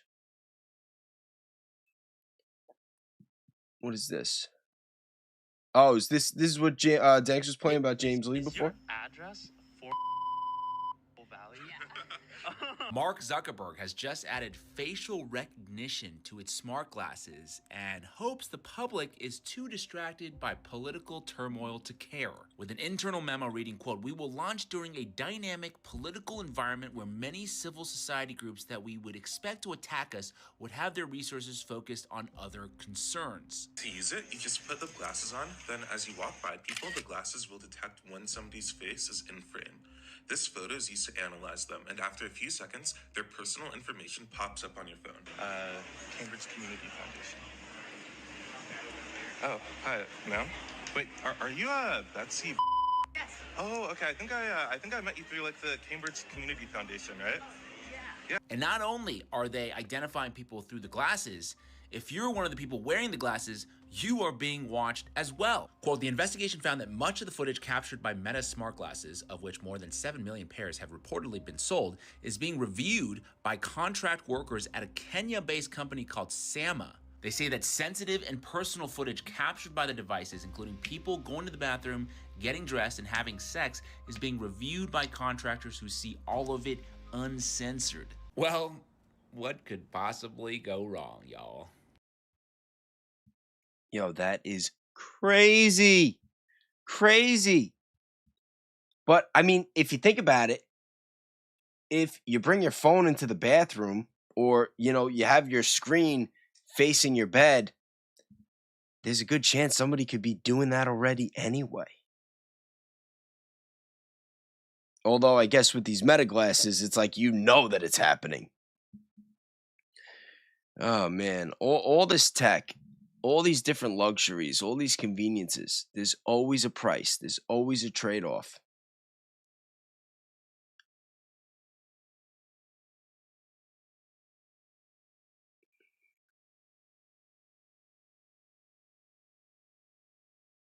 Beware of false prophets.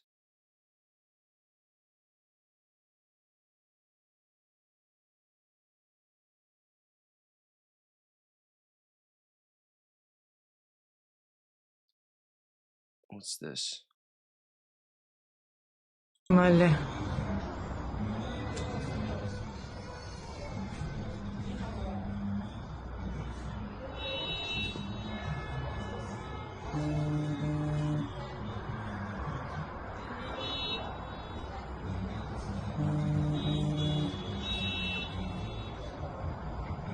Could you imagine living somewhere where you look out your window and you see this?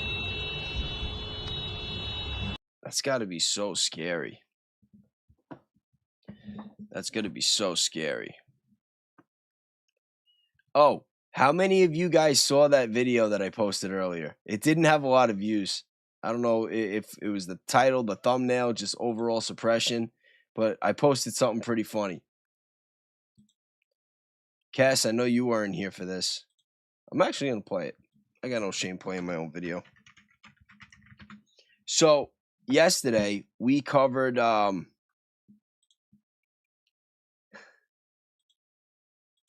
have no idea. I was not paying attention. I don't have any specific recollection. I don't have any specific recollection. Let me explain it. So, yesterday, we covered the entire Hillary Clinton deposition. And it took us, altogether, it took us like 5 hours and even sped up. And I told everybody that I was going to take the time, if they wanted me to edit it out. Hold on, I'm going to trim this a little bit because you don't need to see me twice. But I took the time to edit it out. And every time she said like an I don't recall or I have no recollection or any of these deflective answers, I clipped it together. And I had to put it at like almost max speed because although I didn't want the video to be freaking 15 minutes long. But look how fast it is. And I say a couple things here and there, but it's like literally like 3 minutes worth of her at full speed. You'll see. I hope you guys enjoy it. Not that I recall. Not that I recall. Are you guys taking notes? Are you making a list? Not that I recall. I don't recall it because I don't recall that. I don't recall that. I have no recollection. I do not recall it. I do not recall ever meeting Jeffrey Epstein, and I have no recollection of that. I have no recollection. I knew nothing about him. I don't recall ever. Not that I recall. I didn't know about. I have no recollection. I knew nothing. I have no idea. I was not paying attention. I don't have any specific recollection. I don't have any specific recollection. I don't remember. I can't answer yes or no. I couldn't tell you who. I have no idea. I don't know anything about it. I don't have any idea, but I don't have any specific recollection of. I don't have any idea. I don't know anything about that. I'm not going to speculate. I'm here to tell you what I know, and I don't know anything about that. I'm not going to speculate about that either because, I have no way of knowing that. I have no direct knowledge. I have no idea, and I have no way to testify to the veracity of either. I was not involved. Come on. Come on. Look at her face. It says it all. I don't have any recollections of any. And mind you, this is all in chronological order. This is not like clipped and repeated where I'm like taking the same clip over and over again to drag it on. Like this is like how it actually went. It's insane. It's insane. Any specific conversations. I don't recall. I have no personal knowledge of that. I did not know about that, and I did not. I don't know. I didn't review them. I don't recall that. I have no context for even answering that question. Not that I'm aware of. I did not personally invite them to my political fund. I do not know. I do not. Look at her face. Do you have any idea if the Epstein referred to is the Jeffrey Epstein? There's a lot of people named Epstein in this area. I have no knowledge of it. I have no knowledge of this. You're showing me an email from someone who I don't recall knowing. I have no information. I'm done with this. If you guys are doing that, I am done. I don't keep up with all the conspiracy theories. I have no specific recollection. I did. I made it faster towards the end. Recollection of that. Not that I recall, but I have no recollection. Non-existent. I have no further information. I don't recall any specific. I do not. I don't recall the exact number, but I have no specific recollection. I have no recollection. I don't recall. I should have done like full-blown chipmunk though. Not that I recall. Not that I recall. Not that I recall. Not that I recall. I don't know any more than you do. I didn't understand what you said. That is not my understanding. That is not my understanding. I can't speculate. I don't know. I have no direct knowledge. I can't speculate. I don't know. I have no recollection of when. I don't recall. Not to my It's knowledge. still going. I have no information. I have no idea. It's still going. Personal information. I have no reason to believe that. I don't know. I don't know. I have no knowledge that Jeffrey Epstein was involved at all. I don't even know if it's true, so I have no way of telling you. I would not know. No idea whether that's true. Can't respond to that. No, I was not. No, I don't believe so. I don't recall at all. I don't know. Oh yeah, Based because on it's her own already testimony, sped up. We can she speed it knows up again. Absolutely nothing about her own foundations, but she's very proud about all the work they do. That's literally like she's very proud of what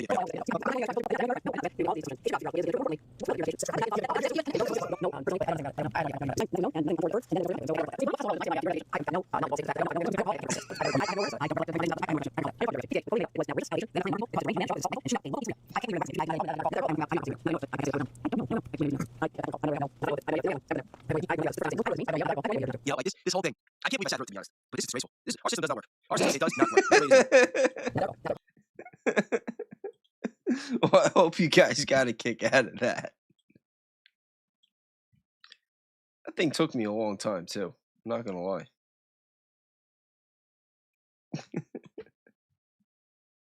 Oh my god. Let's see if there's any updates. Where else can I get an update on this? Let me refresh the X.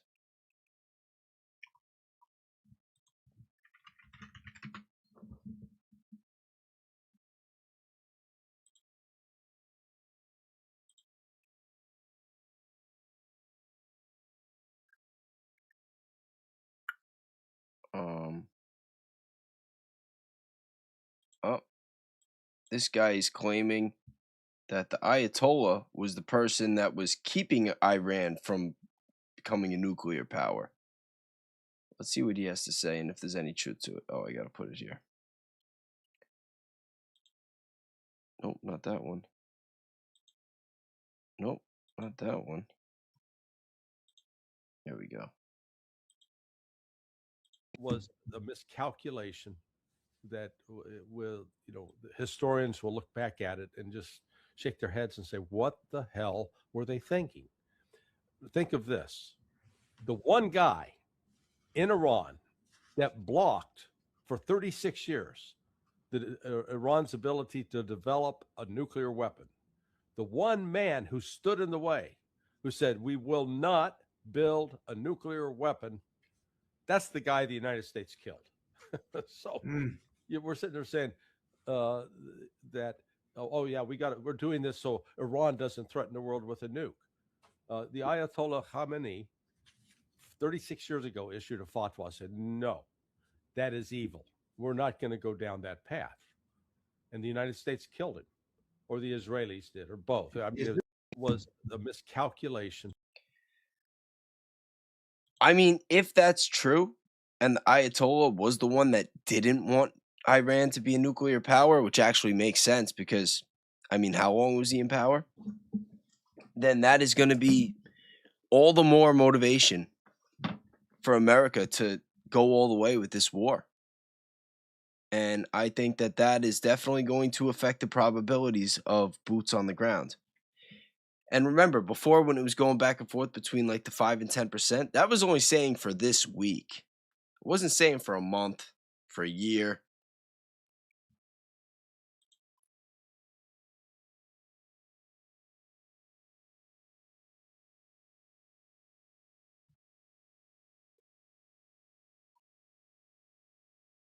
What's this? Oh no, can't play Ukraine.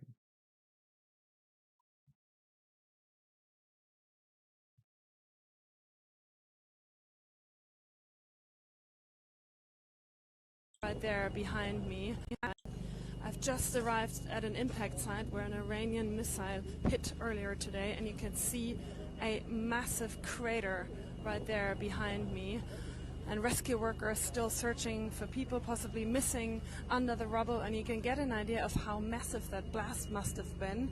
If you look up there, this was a car that was propelled up there.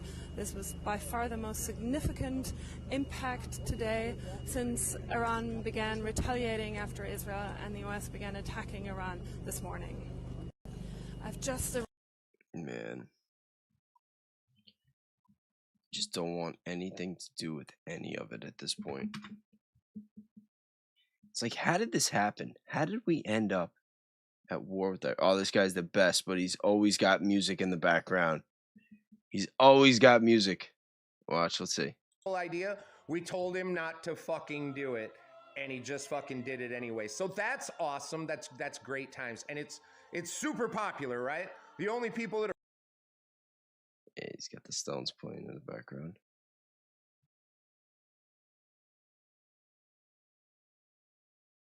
Oh shit! No, that can't be real.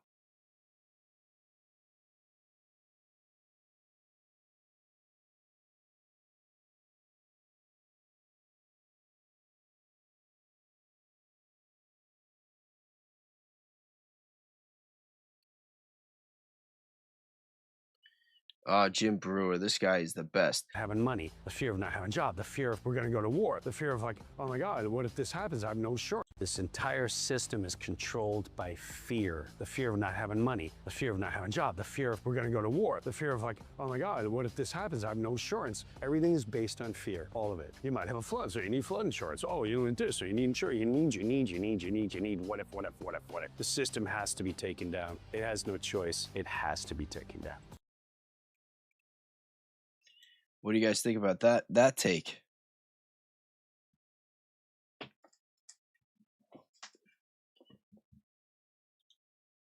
Oh man, I actually think I'm gonna call it though. What time is it? How long have we been streaming? I've had to be going for a while. 2 hours and 20 minutes. Oh no, more than that. 2.5 hours. Yeah, but I do gotta wake up early. What time is it? It's like, yeah, about 2:40 by me.